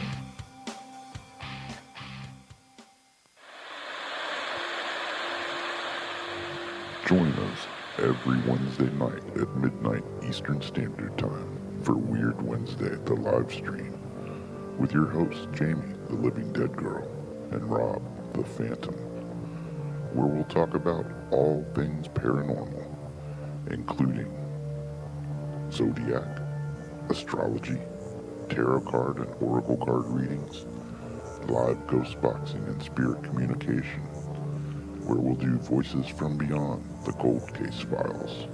So we hope you join us live on Facebook and YouTube every Wednesday night at midnight Eastern Standard Time. We hope to see you there. Bye-bye.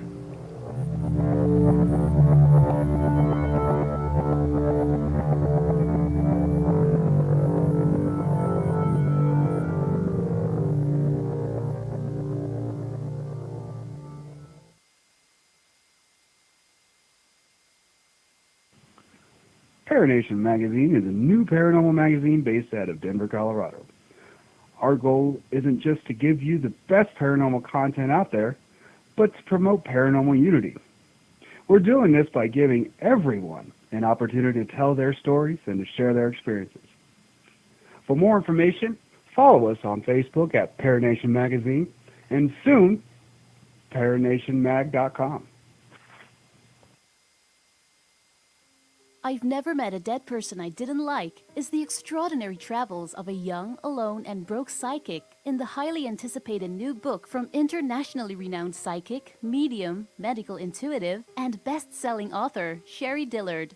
Critics have described I've Never Met a Dead Person I Didn't Like as an engrossing memoir, an empowering story of how a broken girl came to accept her psychic gift, a refreshing and fun read.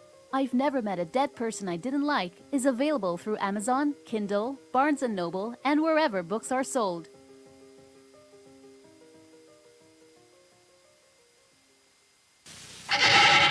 Edgar Allan Poe wrote Spirits of the Dead with a pen dipped in warm blood. You will see the ultimate in terror with this important all-star cast. Brigitte Bardot, Alain Delon, Jane Fonda, Terence Stamp, and Peter Fonda in Edgar Allan Poe's Spirits of the Dead. Only Poe's demented genius could bring to the screen such horror and evil.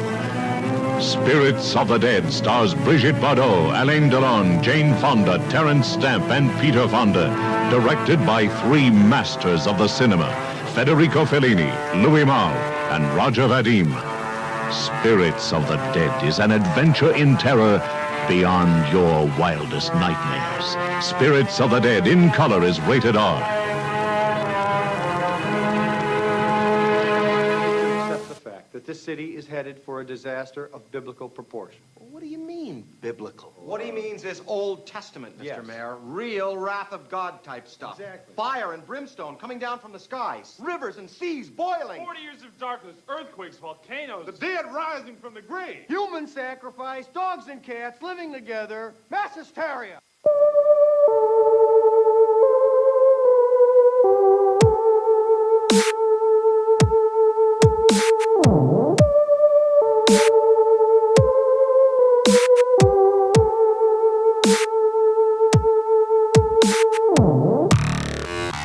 You are listening to Paranormal Soup, bringing you the weird every Sunday night.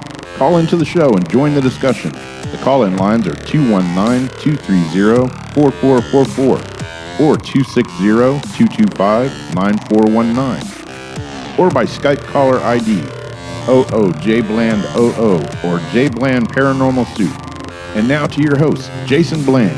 Tonight's show is our New Year's special, Best of the World Wide Web of Weird of 2021, and your New Year's predictions for 2022. Call in, tell me what you predict. Give me a really specific prediction that doesn't involve Secret Service showing up at my door, right? Remember Art Bell? Yeah. We're also going to take phone calls about anything. It's open lines. You want to call in, tell us what weird happened to you in 2021. Did you have a paranormal experience you'd like to share? I'd love to hear it. We got all kinds of things. I think when we come back here, I'm going to talk about something that recently happened to me. It was pretty personal that I asked for and I got. And if anybody's watched a couple shows ago when we did our ITC show, they'll know what I'm talking about. We'll get to that in a sec. We got a lot to get to. The phone lines are open almost. Here we go. Make sure they're open. I always say that. And then yep, they're open. Okay, you can call in. Join the conversation tonight. It is our New Year's show. We're going to see if we're going to make it to 3 hours. I think we will. But let's go ahead and get rolling right back into it.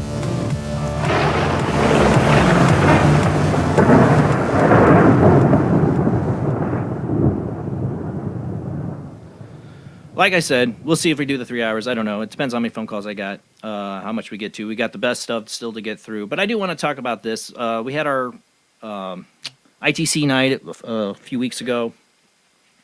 And I'm still reviewing the videos for that. Like I said, I'm trying to get the audio and all that. And I think that night I had asked, somebody called in.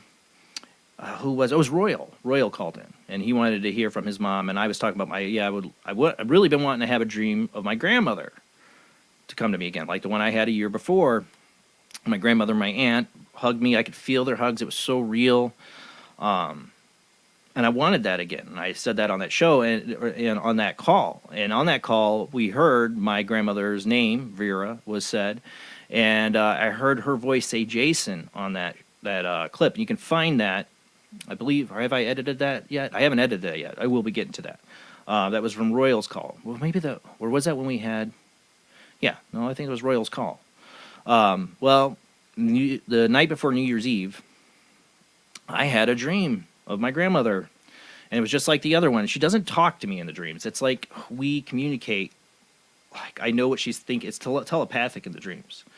But we went for a walk, and it was the most beautiful thing. And I woke up thanking her. Like I felt like she really did come to me, and she was reassuring me, stop worrying about everything.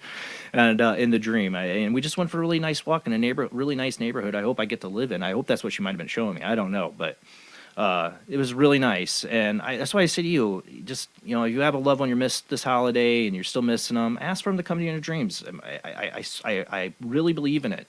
And some people would argue, oh, it's just your subconscious. I really don't. You know the feeling. You know when it's different than normal dream.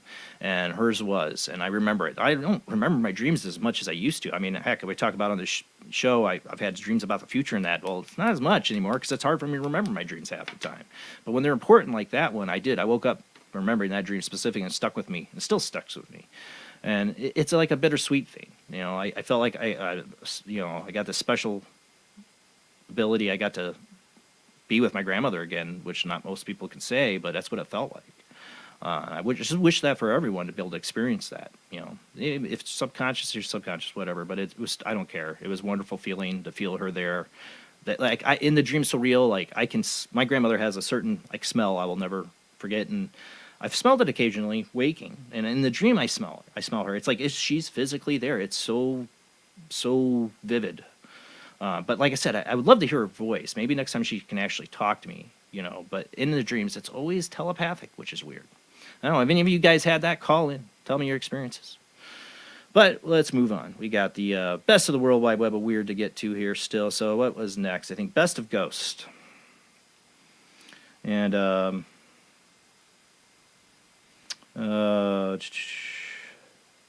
I had to check that out. So best of ghost. And yes, I saw your text, Jamie. All right, let's see. This first one I really liked. This was I think Colombian? What was it? I got to remember now. That's from Coast to Coast AM. Yeah, Colombian. Mayor shares video of ghost attacking security guard. Quiero dar a conocer. Oh, shoot, that's mine. Rob will play the video here in a second. But this Colombian mayor, I I don't know, can't translate. I don't know what the translation is, but you can hear he's talking about this video. The mayor of the city of Columbia left his constituents scratching their heads when he shared a video what he claims is a ghost attacking a security guard. Peculiar footage captured by a security camera in a government office building was posted to Facebook on Tuesday evening by Jose Manuel Rios Morales, who presides over the community of Armenia. The odd video of a guard can be seen walking down a hallway before seemingly being violently thrown into a wall by an unseen force. Go ahead and play it. I understood that. It's hard to see. There's like a light behind him, but you see him get thrown. I mean, literally thrown into a wall. And he's scared. Something touched him. So I really liked this video from this last year. One, because the mayor believes him. The mayor is the one going out there telling his people. I thought that's incredible. Cada quien sacará sus propias. You go play one more time. Play one more time. This is pretty incredible. I like this one from this last year. Boom. I mean, he bust into the wall. I mean, why would a mayor put up something fake? I mean, honestly, this had a story. It probably was getting talked about between the staff, and then it got to the mayor. He's like, let's show it. Let's tell the people. Good for him. Here, it would probably politically ruin you. But in Colombia, not so much. Cada quien sacará sus propias. I mean, there at the end, it looks like something grabs him again, Yeah. I mean, I had other videos I'm not sharing tonight, like the guy getting attacked in the gym. Again, no provenance to that, and who knows? Probably fake. This has provenance. The history. We know where it came from. It's not just some TikTok video. That's what I like. I think we just get more and more videos that have no provenance, no history, no knowing of who took it or where it happened or who it happened to, that just become meaningless. I don't care how real it looks. He gets thrown pretty damn hard. All right, let's move on before we run out of time here. All right, this is a no provenance one, though.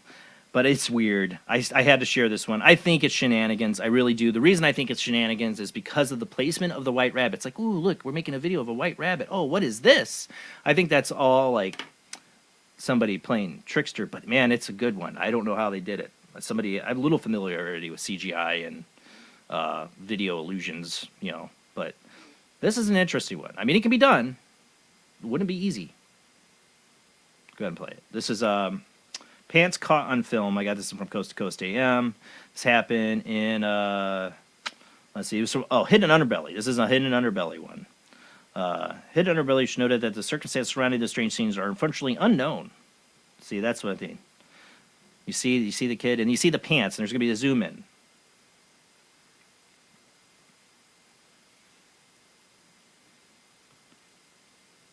People likened it to the Frenzo Nightcrawler. Yeah, no, that's another weird one.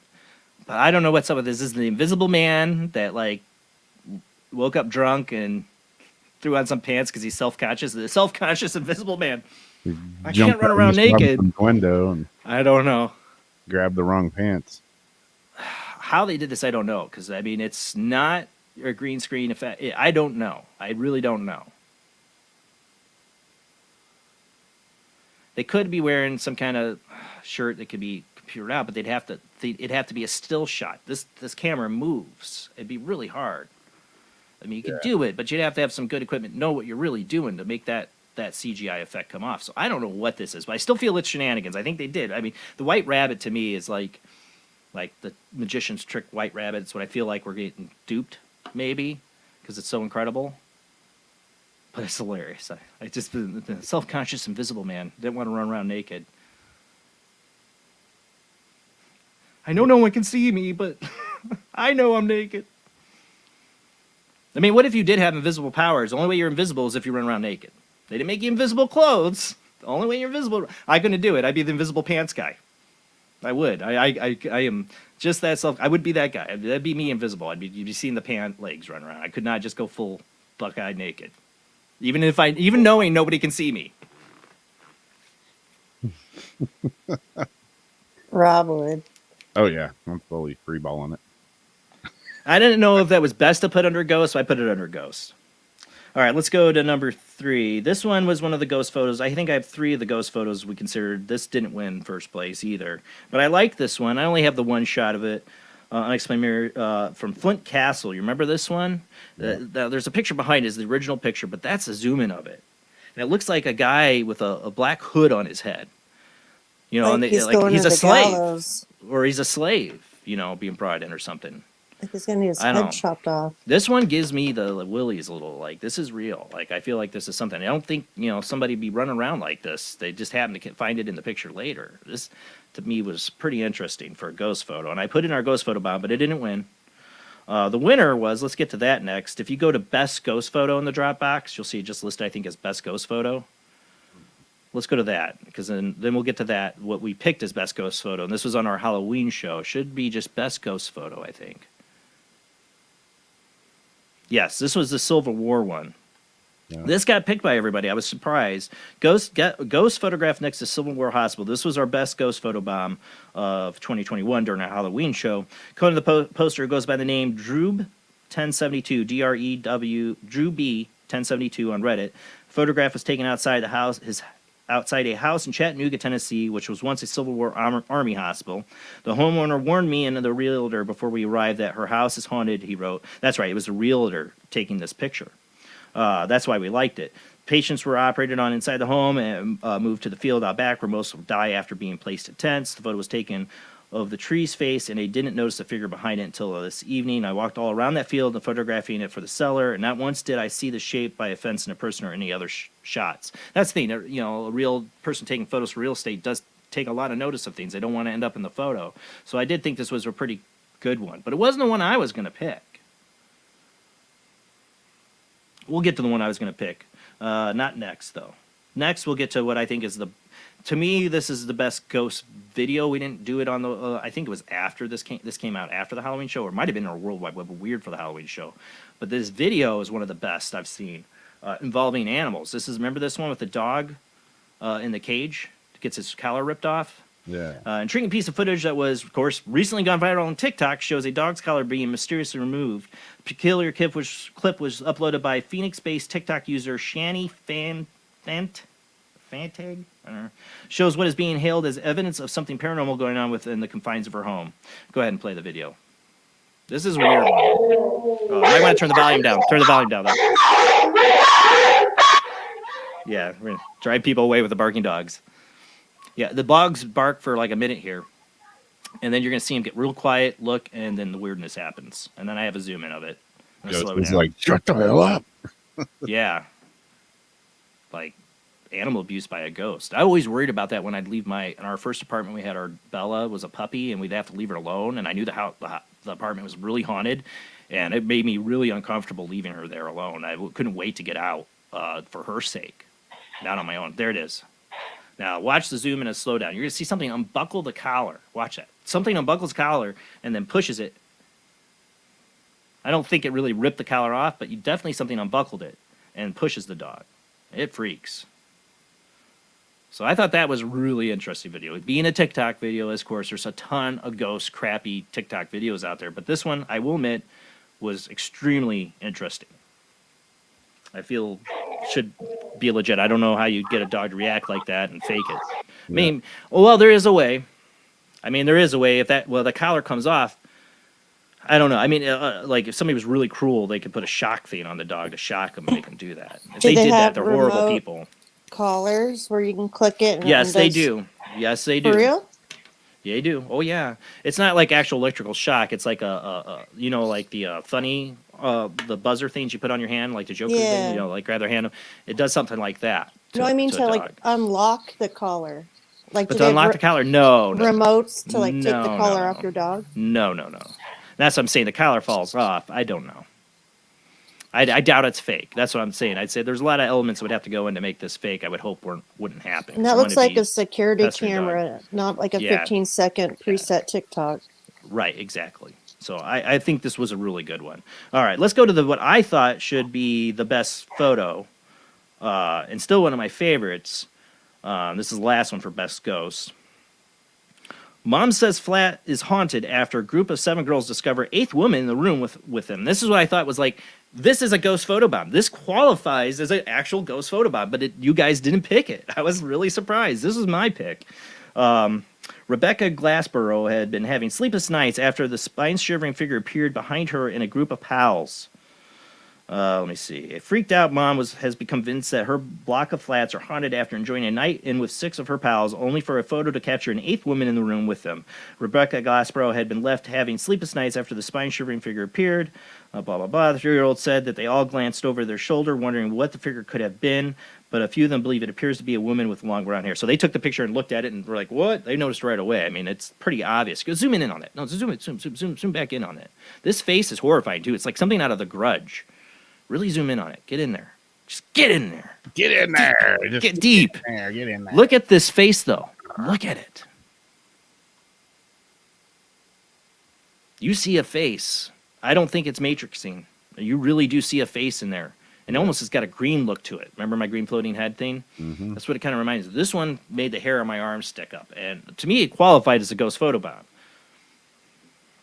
So, what's your guys' pick for best ghost evidence? This was my pick for best ghost photobomb, but I don't know if it's best ghost evidence, but I almost want to pick this because, I mean, I believe the woman's story, and that's a terrifying picture.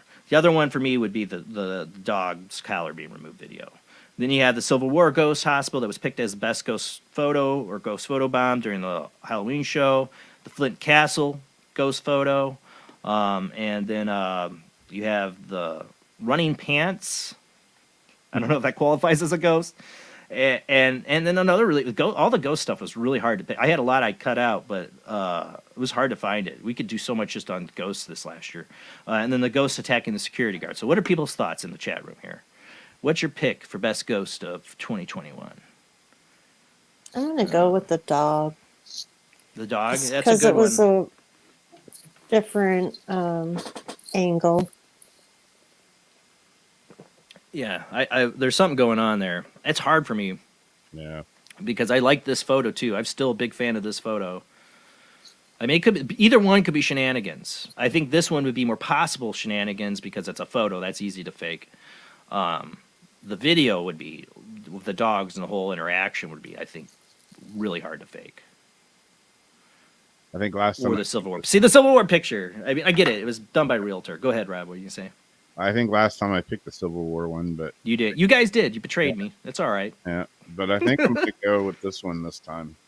See, you look at second thought. I see. Yep. Zoom in on that face. That is that is some grudge stuff there, man. That is like, The Ring or something. Oh, look at that. And people are like, what? I see a bunch of blur smudges. I know it's matrixing, I know, but there is a face there to me, and it looks in agony.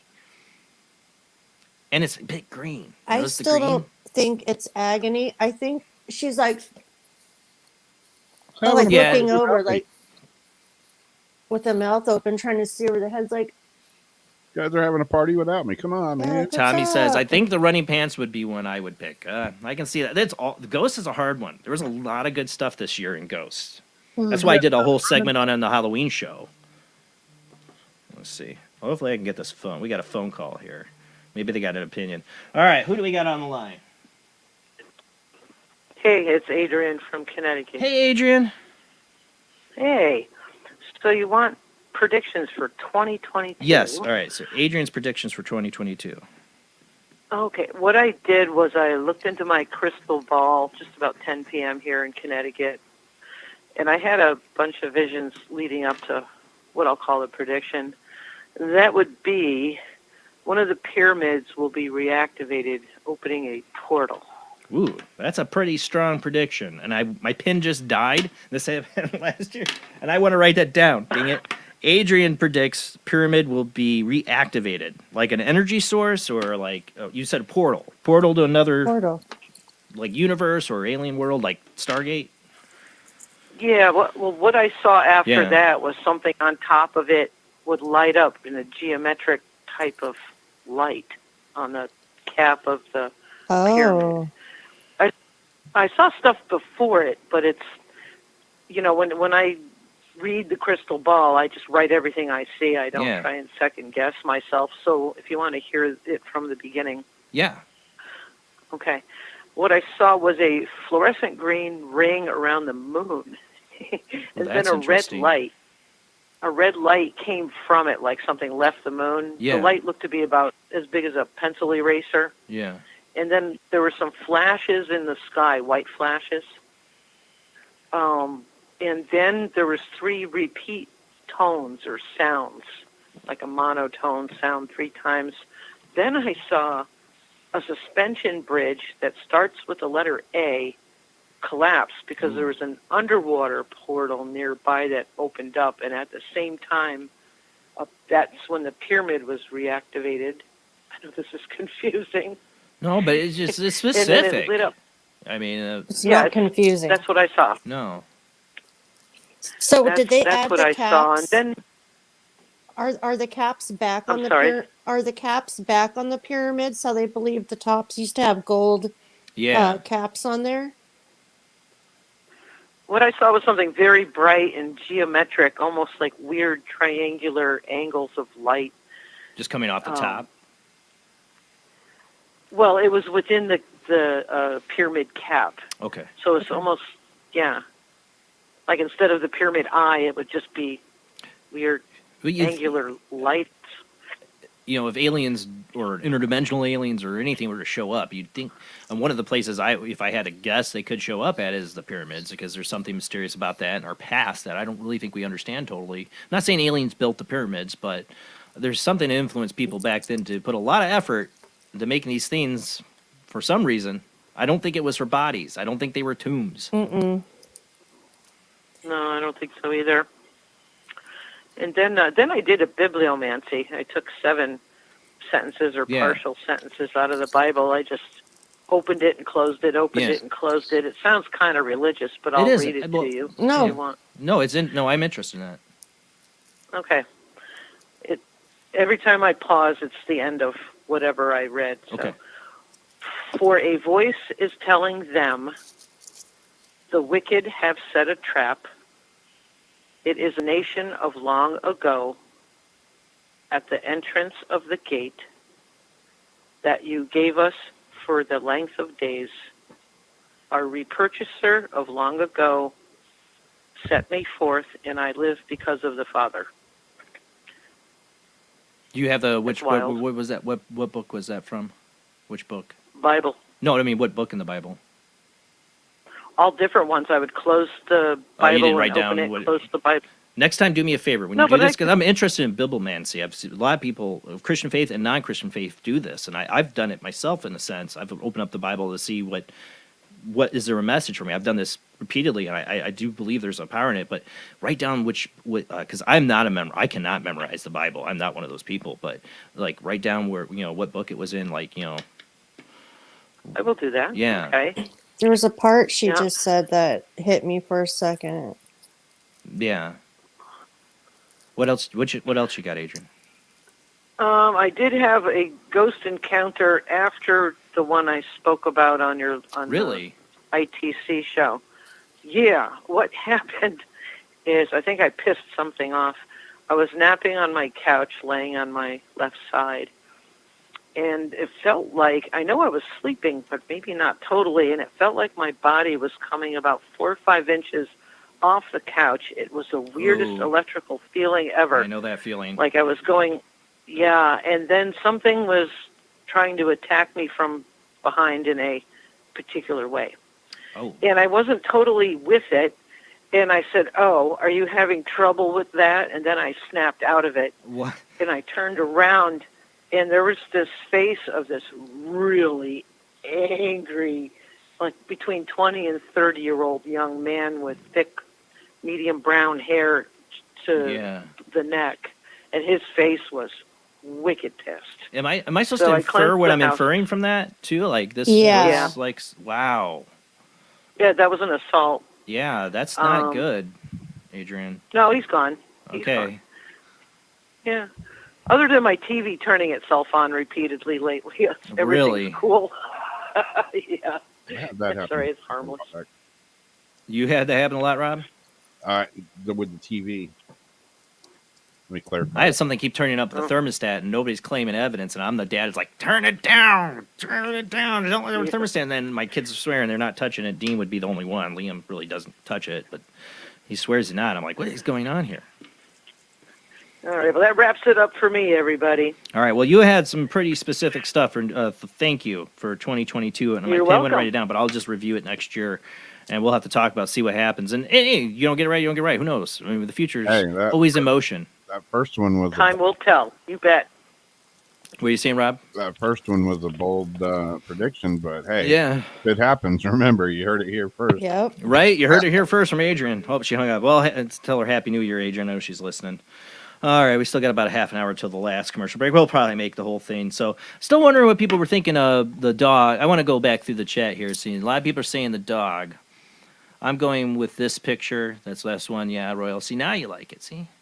I agree with Jason. I still think the picture. The dog is a good one, though. I'm torn between the dog video and this ghost photo. Really, would be the best. Okay, I'm gonna go more people with are your picking the ghost dog. photo, Jason. Oh, I was joking with you when I said you betrayed me.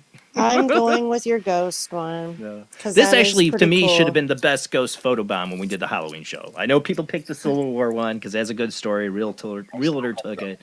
But this qualifies as a ghost photo bomb.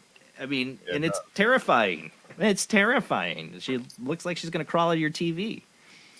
You know, like in the, what was that? Though I'm Grudge or not The Ring? terrified by her. I still think she's just looks scary and she's looking What gets over, me is, but zoom in again. Remember our green floating head story? Look at her face. It's a bit green. And that's what I think of, because the green floating head had a mouth jaw open like this, kind of. I mean, her face does look greenish. It does. Oh, shoot. It just did exit. There you go. Yeah, you're back. Not that woman's face. Yeah, no. Somebody's like, hey, I'm not the ghost. She just look a little messed up there, but yeah, no judgments. I don't know. There's something that just unnerves me about the face. Like I said, it's a little bit of the green color, a little bit of the, like you said, she's just like looking up. I get that. I see that, but I go I to think, dark. you know, they got some drinks going and they're having a party, and she's like, hey, man, I want to be part of this. Where's the You know? camera? Don't forget me in the back. Don't forget me, or I'll haunt you to death. I'll kill you to death. Royal said we were touching on something here with Adrian. We need to focus on and stop talking past it. I don't know which part. If you're talking about the one part, I don't know. I don't want to.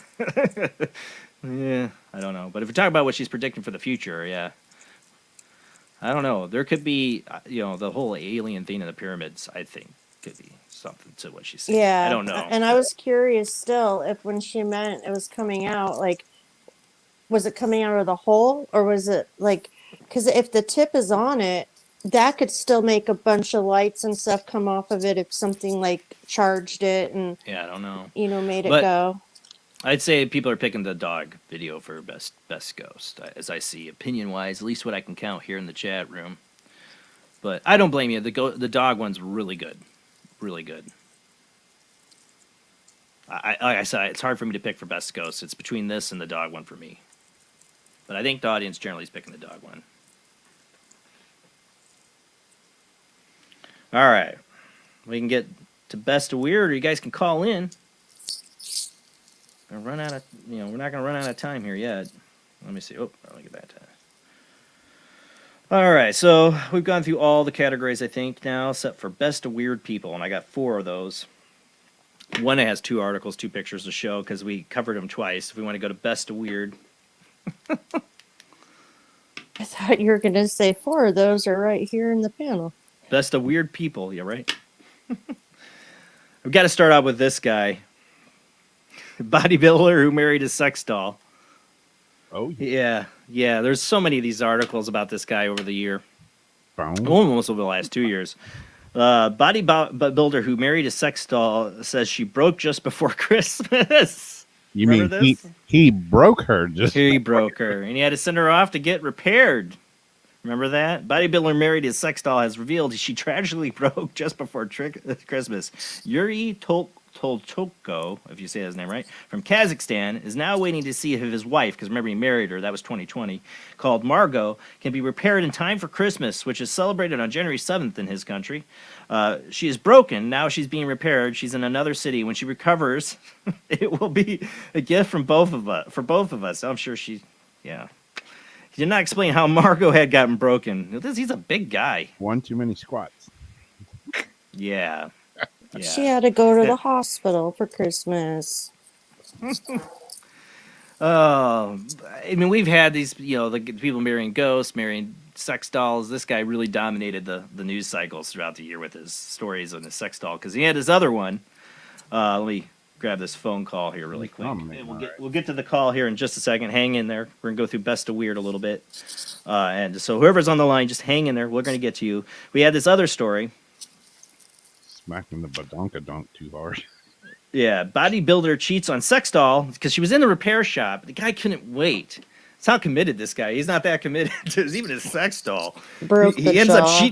he ends up cheating on her with a bizarre object. You gotta go to the next one. You should see number 2 or A or B. See B of weird people. I don't even know what that is, like a vacuum filter. But this is what he fell in love with while his sex doll was getting repaired. He's like people listening on Paranormal Soup Radio. He's like kissing the thing in the picture. Like, I think this guy's just getting his TikToks off here and getting people's attention. I swear. But Yuri Tokocho from Kazakhstan married a doll Margot last November after saying he fell in love when he spotted her in a nightclub. That's right. I forgot he picked her up in a nightclub. She's just sitting there all by herself. Are you all alone, lady? Or... But he had to send her away for repair after breaking her before Christmas. And then he fell in love with this thing. One follower replied, "Are you cheating on your wife?" Yuri said, "Maybe," adding, "I can't stand while she's in the hospital." You mean the repair shop?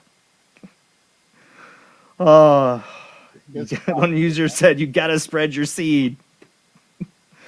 Oh, the world's just asking for apocalypse. I think we are. So that's first up in Weird People. We'll hold it there. We'll get to the phone call so I don't make them wait. All right. Who do we got on the line? Hey, this is Ryan here. Back to the blow-up doll. I'm just wondering if I could spread my butt cheeks wide and then have the sperm come in my butt just like the blow-up Okay, doll. bye-bye. You're too... Bye-bye. We don't have to get gross or be profane. Yeah. Whatever, buddy. That was Yuri. No, we're not going to call him back. We're going to just block that number. I don't know what the doll could actually do to that, though, to help. Yeah. All right. He might want to get one of those, like, tongues that are on a, like... I don't know, that guy that called sounded like he needs his own. He probably has a sex doll, the guy that called. Yeah, like on a drill with, the tongue. Guy just called in can spin on it. Go have fun with your sex doll. All right, let's move on. Waste my time. All right, back to the articles. All right, so that was number 1 for Best of Weird People. Number 2, I'll get back to that. Lost it. I don't know what's weird in this, if it's Gwyneth Paltrow and her vagina candle, or the woman who bought it. But if caught on fire, Gwyneth Paltrow's vagina-scented candle explodes into flames, causing an inferno in women's living room. Jodie Thompson, 50, won the risque product sold by a Hollywood star and wellness guru in an online quiz, so she won it. So in her own defense, she didn't even go out and buy this. She just won it. What a horrible gift. The candle is described as Gwyneth Paltrow's goop site is funny, gorgeous, sexy, and beautifully unexpected. It smells really nice. Who knew? We had a Gwyneth debate Paltrow's on what vagina. it smelled like. I don't want to have that debate. But Jody was taken surprise. It smells really nice. Not by that surprise, though. After lighting it, when the 50-centimeter flame leapt from the candle and out of a glass jar, the media consultant told the Sun the candle exploded and emitted a huge flame with its bits flying everywhere. Why did you light it? You really had to know. It was like Pandora's box, but it was with Paltrow's if box. you got it sitting there in front of you, why not light it? So I should say, who's weird here? Well, it's definitely Gwyneth Paltrow. No. Hollywood people. She just made the candle. The weird people are the ones that want the candle. She Not didn't her want it. fault She that wanted, she made well, the candle. the lady won it. She won it in a prize. It's just like the guy winning the Fragile in Christmas Story, Fragile, the leg lamp. I don't know. If there's a demand for it, then there's nothing wrong with Gwyneth Hey, there's making demands for people cutting soap on TikTok, I guess. So There is high demand. Very high. And You it's got to be not very just- high to demand it. It's not just TikTok. It started on YouTube. I'm thinking about forgetting the feet pictures, and I might just start peeling eggs. Me too. I'm going to do potatoes. See, I knew a creep that had a feet fetish who would sit down at the beach and take pictures of girls' feet. He was a total creepoid. But now he'd be a TikTok star. I started looking into it, feetfinder.com. Oh, the internet. Yeah. Wouldn't get to do the show without it, but you know, I'm just trying to get heard through the noise of, you know, feet fetishes and people peeling potatoes and stuff. Mhm. All right. Let's move on to number 3. Pastor breaks wind on people to heal them. Who's weird here? The pastor or the people who want to break wind on them? I heard this one. Remember this one? Congregation pastor in South Africa has a rather unusual way of healing and blessing his attendees. Over the years, there have been faith healers who claim to be able to cure injuries and illnesses with a simple touch of the hand. But until now, we never heard of one whose primary tool is flatulence. According to the reports, Pastor Chris Penelope of Sevenfold Holy Spirit Ministry in Sahadni Village, Guyana, possesses a rather unusual ability to heal people by farting on them. Witnesses claim he delivers his divine power with sitting or standing on top of them. Not everyone, who, however, approves of this under Orthodox ways. Not everyone, but everyone doesn't approve. When he came to the church, because we needed prayers, not to be farted on, one man told the Daily Sun, what their pastor has been doing isn't right. Really? I don't know. It might work. That's not what I signed up for, one woman said. I needed prayers. Nobody told you before you went to this service to be that's how he did it? Like, he didn't spread around the word that this guy farts on people to heal them? And does he do baptisms? And if he does, how? Feel it in. Breathe it in. You're baptized by the holy fart. What is that? But what's weirder, the pastor or the people who actually believe in it? I don't know. You know? All of the above. I got to give it an all of the above. Somebody said, "This is Ron. Nowhere does the God say sit on the people and they will be healed." I believe it. Yeah, I don't know. I might be in there.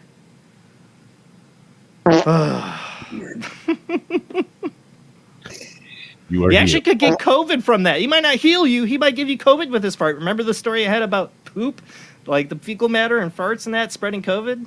Yeah. This pastor could be giving people COVID with his farts. And pink Just eye. saying, it's not and pink eye and pink eye. Well, I don't know if I healed your rheumatoid arthritis, but you now have pink eye, and maybe COVID.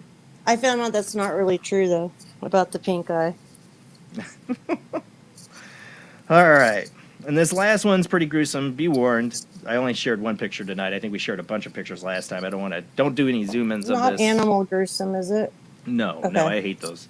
This is about the rapper who transformed himself into a demon, peeling the skin back from his face. He's done all kinds of things. He's had stuff branded in him. Renato de Santa says many women in San Pablo, Brazil, find his extreme modifications a turn on. Do you find that a turn on? Don't zoom in on that. After paying thousands for a creepy Glasgow smile. Rapper has been ripped off his flesh on his face to give himself a demon smile and claims many women say it's sexy, not scary. What women on earth? TikTok. Oh my God, what is messed up with this world that people think this is sexy? It looks painful is what it looks like, not sexy. And scary. It does nothing for me. I'm not saying make it illegal. You want to butcher your face, you go for it. But let's not call it sexy now. He's like, why so serious? Yeah, right. If girls find this sexy, they need therapy, and they're going to be crazy, you know what. Good luck with all those girls, buddy. They're all going to be living nightmares for you because they got to be completely bat crazy. You know what? Whoops, broke my own rule. You're only attracting a certain kind of girl, my friend, and have fun with that.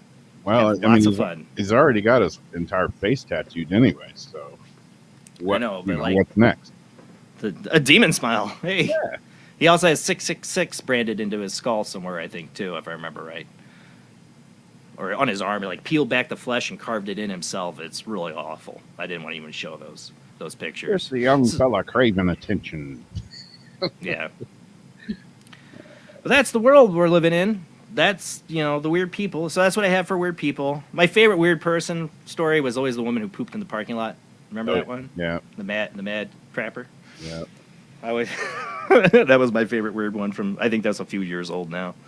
Not so many great ones. I think my pick is definitely the sex doll guy, even though he's doing it for attention. It's still the sex doll guy. The stories are hilarious. They're hilarious. Especially if he falls in love with a vacuum cleaner filter, I think is what that is. I don't know. Well, she's broken down.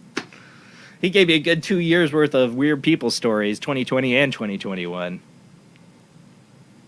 Yeah. What is that? I don't know. I don't know. They don't tell you in the article. I don't think they knew what it is, but it's his new love. Well, his love, I feel he's cheating on his wife who's being repaired. No, he said she's recovering and being repaired.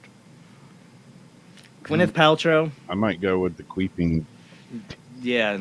Gwyneth Paltrow candle. I don't know. This is a tough one. I don't know. Maybe sex doll guy marrying it. You know, I'm just not even going to go there. Never mind. All right, let's see. We might have another caller here. I don't know. Creature's Did it pretty take good. a call? Nope, it hung up on him. Tried to take a call, but it hung up on him. This guy's just crazy. He's not crazy. And it's not my favorite story because I'm afraid of what people are going to look like in the future, like the little cyberpunk, like crazy demonic things that people are getting into and carving out their faces and all that stuff. I mean, I get it. I have lots of people I know that have tattoos and piercings. No judgments. I have none. I like my body the way it is, you know, no tattoos, no piercings. Do it. I am libertarian. You want to cut your face up, you go for it. But let's not as a society praise it or think women find it sexy. I think they're mushing us together. Like one of the trends right now is for, they call them cis males, which would be you don't guys. get me banned on YouTube now because that's what you're going to do, get into that conversation. Is wearing makeup is a thing now. That's it. That's no problem. Guys That's like you guys, yeah. If they want to feel that way, I have no, anybody, live your, they say live your truth. I don't have a problem with that. If that makes you feel comfortable in society, do it. Straight men are now it's acceptable. It's not my cup of tea. To wear makeup. That to me, that's not going to destroy society. And I know some people think it will. I don't give a crap about that. I think self-mutilation, like actually physically harming yourself, is a bad sign. I think that is really bad. Carving 666 into your skull is bad. The guy wants to wear makeup. I don't care. That's his deal. Their prerogative. I don't care. Are we talking like a little bit of eyeliner, or are we talking like, Well, whatever. I have friends. I have friends that are drag. No, I have friends that are drag queens. I have friends, they're transvestites. They live in their lives the way they feel comfortable. All power to them. I'm libertarian. I believe they want to do that. That's their life and living. You might not like it. You might feel it's sacrilegious to your religion or whatever. Who are we to judge? We have no idea. And I'm not judging the guy that carved up his face. It makes me sad that somebody feels they have to go to those lengths to hurt their body like that. I'm just talking about the breakdown of family and how they're mushing everybody into kind of like grab people. Like I tell Rob, meet, and the shinies will all have the. I do think they are trying to break down the family suits, unit. I won't disagree with that. I do think I see all that all the time. And speak Simlish. Yeah. With a cape. A cape. Shiny spandex. Speaking emojis. Mm-hmm. Meet. But, my predictions for the future beyond 2022 are sad. Like what I feel like. I'm not even talking about mine. Yeah, it's depressing. I want to have hope, though. I want to have hope. I want to have hope. I do see there are some positives. I mean, I see more people becoming, aware of things that I thought no people would become aware of in the UFO field for sure, and even in the spiritual ghost, and I have more acceptance from it than ever before. So that is great. That's you always got to keep that piece of faith, no matter what. You got to go down with that piece of faith. It's hard though. It's hard to keep the faith when somebody's making 20 million views off of. It's hard. Rubbing their whiskers on a mic. Keep doing your thing. Keep doing you. Phone lines are open. I know somebody tried calling in, but then it hung up on them. Unless you're somebody like the jerk that called in before, don't bother. I'll hang up on you. That's what's weird is the Gwyneth Paltrow vagina scented candle is the most normal of all these pics. I think. Is it? I don't know. I think I'd say. That's a hard one. I don't know. The farting pastor. I wonder. I don't know. I wonder if the farting pastor, if he really believes he's healing, or does he go home and he's like, I just farted on 35 people today and they loved it. I have an ex-boyfriend that would have done that for like fun. Now, are there TikTokers like making money off of farting on TikTok? Oh, they're making money off of everything. Everything. So about anything can go. That's anything besides providing like awakening, soul lifting content. No, just we're the loons. We're the loons. Yeah. Farting We're on the loons. has been a fetish way before TikTok ever even evolved. I know. Yeah, in fact, I have a friend from high school. I'm not even going to tell you what she could do on command, and people bought it. Oh, she was the highest paid escort in the Tri Valley area. I mean, that stuff's been My going on for a buddy while. dated her. Let me see if I can. All right, somebody's trying to call in. Let's hope it's on the Google Voice. All right, who do we got on the line? Hello. Hello. Hi, this is Mike Johnson. Am I on the show? You're on the show. Hi, I'm calling in. So I just had a question about Ovilus. Do you guys work with those? The Ovilus? No, I haven't in years. Back in the early 2000s, when that was really coming out, right? Or like not early 2000s, like 2008 when I first started investigating. I had a lot of people with Ovilus and that, and I was never totally impressed with them. I did see some interesting stuff happen with them, but I was never totally impressed with them. Okay, I was just wondering because I have one and then I shoved it in my ass and I had to go.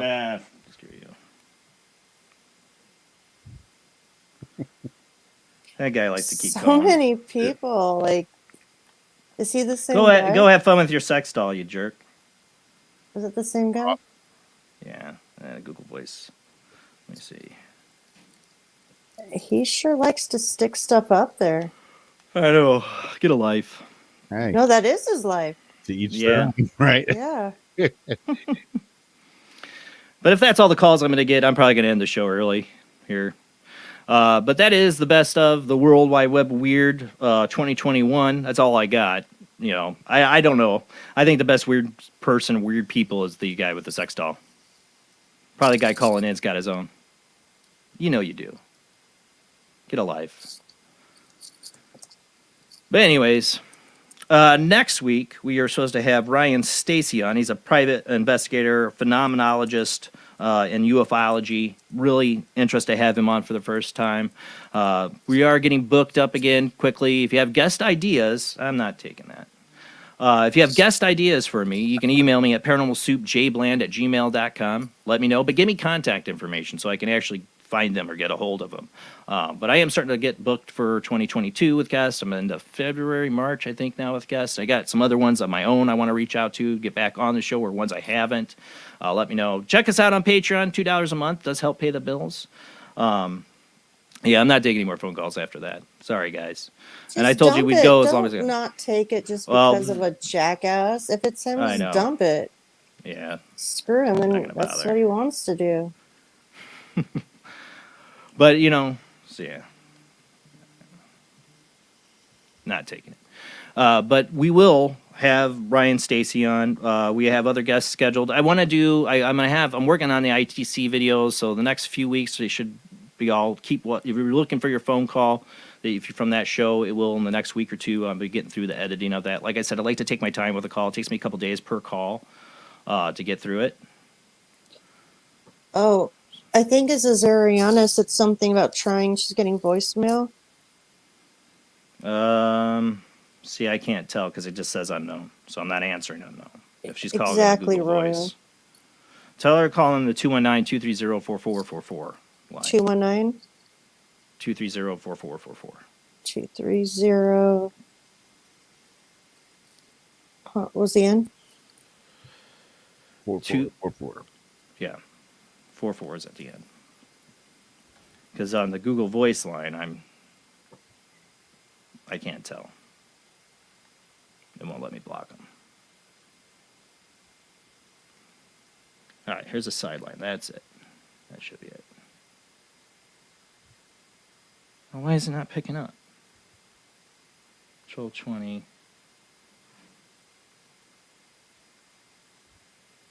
Yeah, I would make a prediction for the future, but I can just make a prediction for myself. I have no idea. I think I know. With the world, it's going to hell in a handbasket. You said it was Ziriana?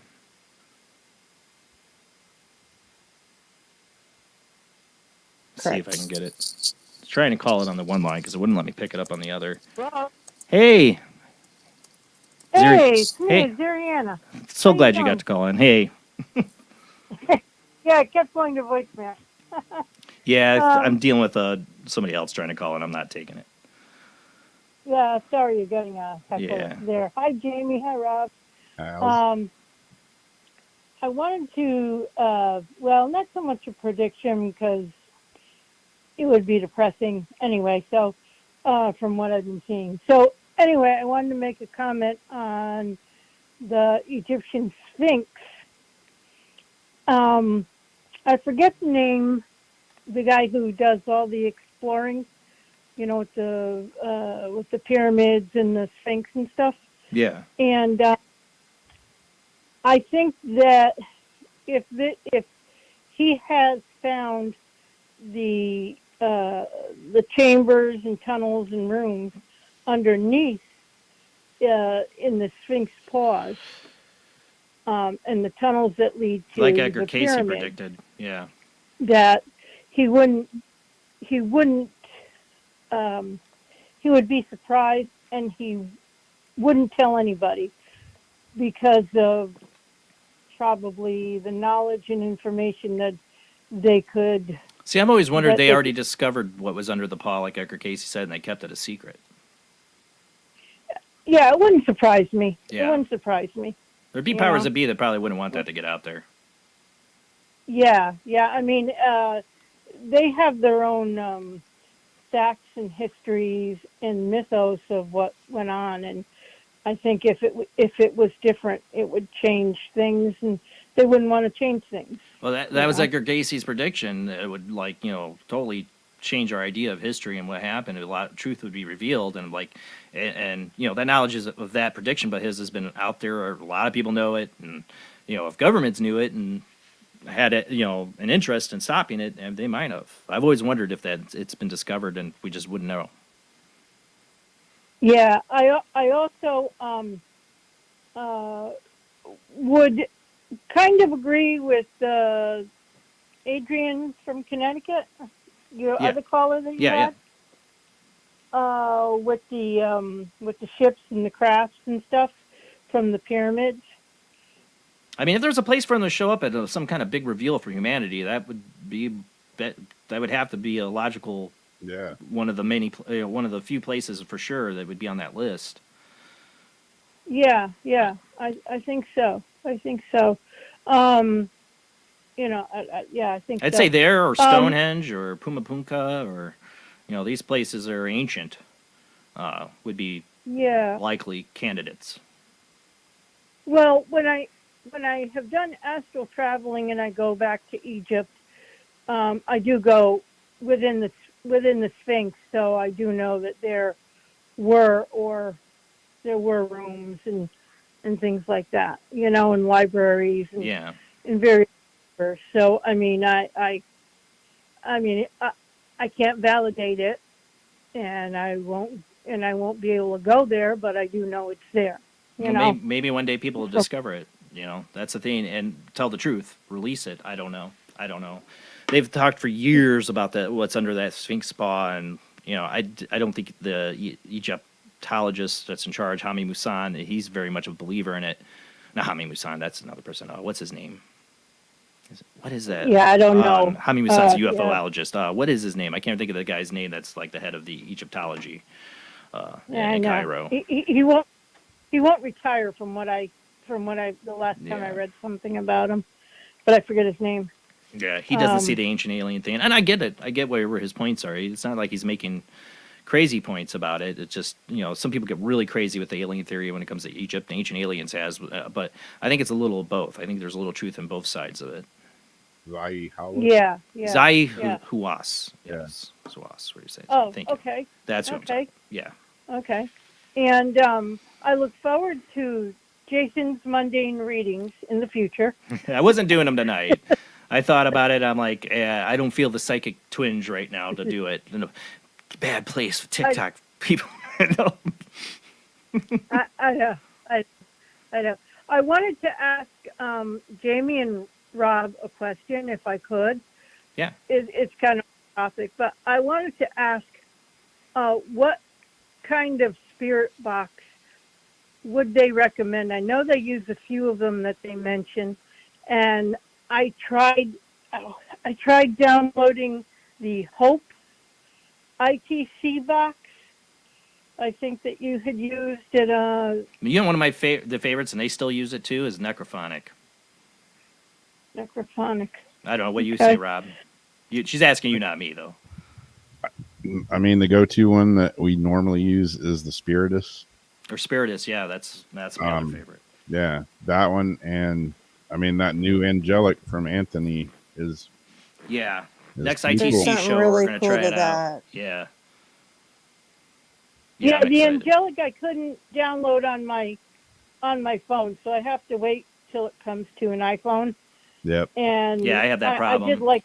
It wouldn't go on my Yeah, I tab did either. Yeah, I did like the Angelic one better than a few of the others that I have tried. But you know, I'll have to wait for that, I guess. You know. But yeah. Don't Now, would hold you your breath, recommend though. there's a dead wave? I think. Yeah, there's a Dead Wave. That was what was that Matt Benton's Dead Wave? That's Keith. Keith. No, it's Keith. That was Keith. Dead Wave was the other one by Keith. Okay. Can't Yeah, remember. Keith has Dead Wave, That's right. Necrophonic, Spiritus, and he has a couple others as well. My favorite out of those, I mean, Spiritus is awesome because it's got the whole visual thing. Oh, Russ Oh, a donated ghost. another $20. Something that says something ghost. I can't think. Okay, Ghost. Thank you, Sweet Russ. Pew. Huh? Ghost Sweet Pew. Yeah, ghost sweet. Russ, thank you for another donation, $20. Thank you so Oh, much. Russ. Yeah. Okay. So, yeah. So I'll listen in, and I will come check out those. Look up those things that you have recommended. Hopefully, I could. We did a something call done. for you, right? Did I edit For your me. call? Yeah, from the last show, right? Yeah, yeah. What were Yeah. your thoughts on that video? Did anything particularly call out to you, or? Yes, it did. Yes, it did. Yes, it did. I was a little bit. Actually surprised on some of the clarity on some of the stuff. So, you know, I would like to try it on my own. That was I'm the a little bit Spiritus nervous that about we it, did. but That was I the do Spiritus. like the responses I get and the answers I get. Yeah. It does validate us. Yeah, that was the and Spiritus answer. when you called in that night. Yep. With that call. But yeah. Yeah. And see, I don't know what's gonna. I'm like, when I listen to those and I review them, I try to tag what I'm hearing the best, and I don't know if it's gonna have any meaning to you or not. So I tag whatever I think I hear, and if I can't really distinguish if it's this or that, I keep going back and forth. I don't tag it. You know. Okay. Yeah, I understand. I understand. So it's surprising me sometimes stuff I tag. I'm like, this sounds silly, and then I find out I had some meaning. Then you know, get that like could've- an email. They're like, "Oh Yeah. my gosh!" Yeah. Like, Yeah, I it's a would have cool just Oh, yeah. completely disregarded that otherwise. Oh yeah, yeah. I remember the night on their Wednesday show. A name kept coming up, and it totally validated. And no one knew. Everyone in the chat room was didn't know what it was, but I knew what it was. So That's totally what. validated. That's what's awesome. That's why I love doing it. That's you Yeah. know, I could sit here by myself an ITC machine and try to talk to it and see if I get anything, make videos, and I people do that, and I have no problem with that. But for me, it's like I have no fun in that. I like it like interacting with other people, you know, and Right, seeing if they get right. validation. I think that's the most awesome aspect of doing it on this show. Well, Zariana, thank you for calling in, and have a happy New Year. Thank you. Thank you. You too, everybody. Blessed be and to your family. All Blessed right. be. Yeah. Have a great night. Bye. Bye. All right, usually I would go to a commercial break, but I am going to end the show here about a half an hour early because I don't know how many more phone calls I'm going to get. Well, somebody else is trying to call in. Well, see, maybe. People try to get the right call. Call failed. No. I think that's the same number. I don't know. Somebody was trying to call in. One more second. But I think I'm going to end the show. Yeah, early. Sometimes I do. You know, we don't know how long we're going to stretch it out. The best of the World Wide Web Weird. I think we ended it early last year, too. But we will be back. Let me go ahead and end music here. We will be back next Sunday. Same bad time, same bad channel with guests Ryan Stacy, private investigator, phenomenologist, and ufology. First time we had him on the show. Really interested to have him on. He sounds like a really interested, well investigated guest that has a lot to talk about. Next Sunday, same bad time, same bad channel, 10 p.m. to 1 a.m. Central, 11 p.m. to 2 a.m. Eastern, and 8 p.m. to 11 p.m. Pacific time. Thank you to all everybody who shares out the show. Keep telling your friends about Paranormal Soup. Thank you to everybody who donates. Thank you, Russ, tonight for the donations. You can always donate on Super Chat. You can donate on Patreon, $2 a month, $5 a month, or our Super Fan, $10 a month. Check us out. Just look us up by Paranormal Soup or Jason Bland on Patreon. All right, guys. Thank you, everyone. Have a great night. Have a good 2022. Let's hope it's better than the last couple of years, right? The pool for that isn't very high. The standard isn't very high. 2022 it's got a lot to work with here. It can be way better than the last couple of years. It doesn't have to do much. 2021 had to take out Betty White too. We didn't even talk about that. That's awful. All right, guys. See you next Sunday. Have a great night.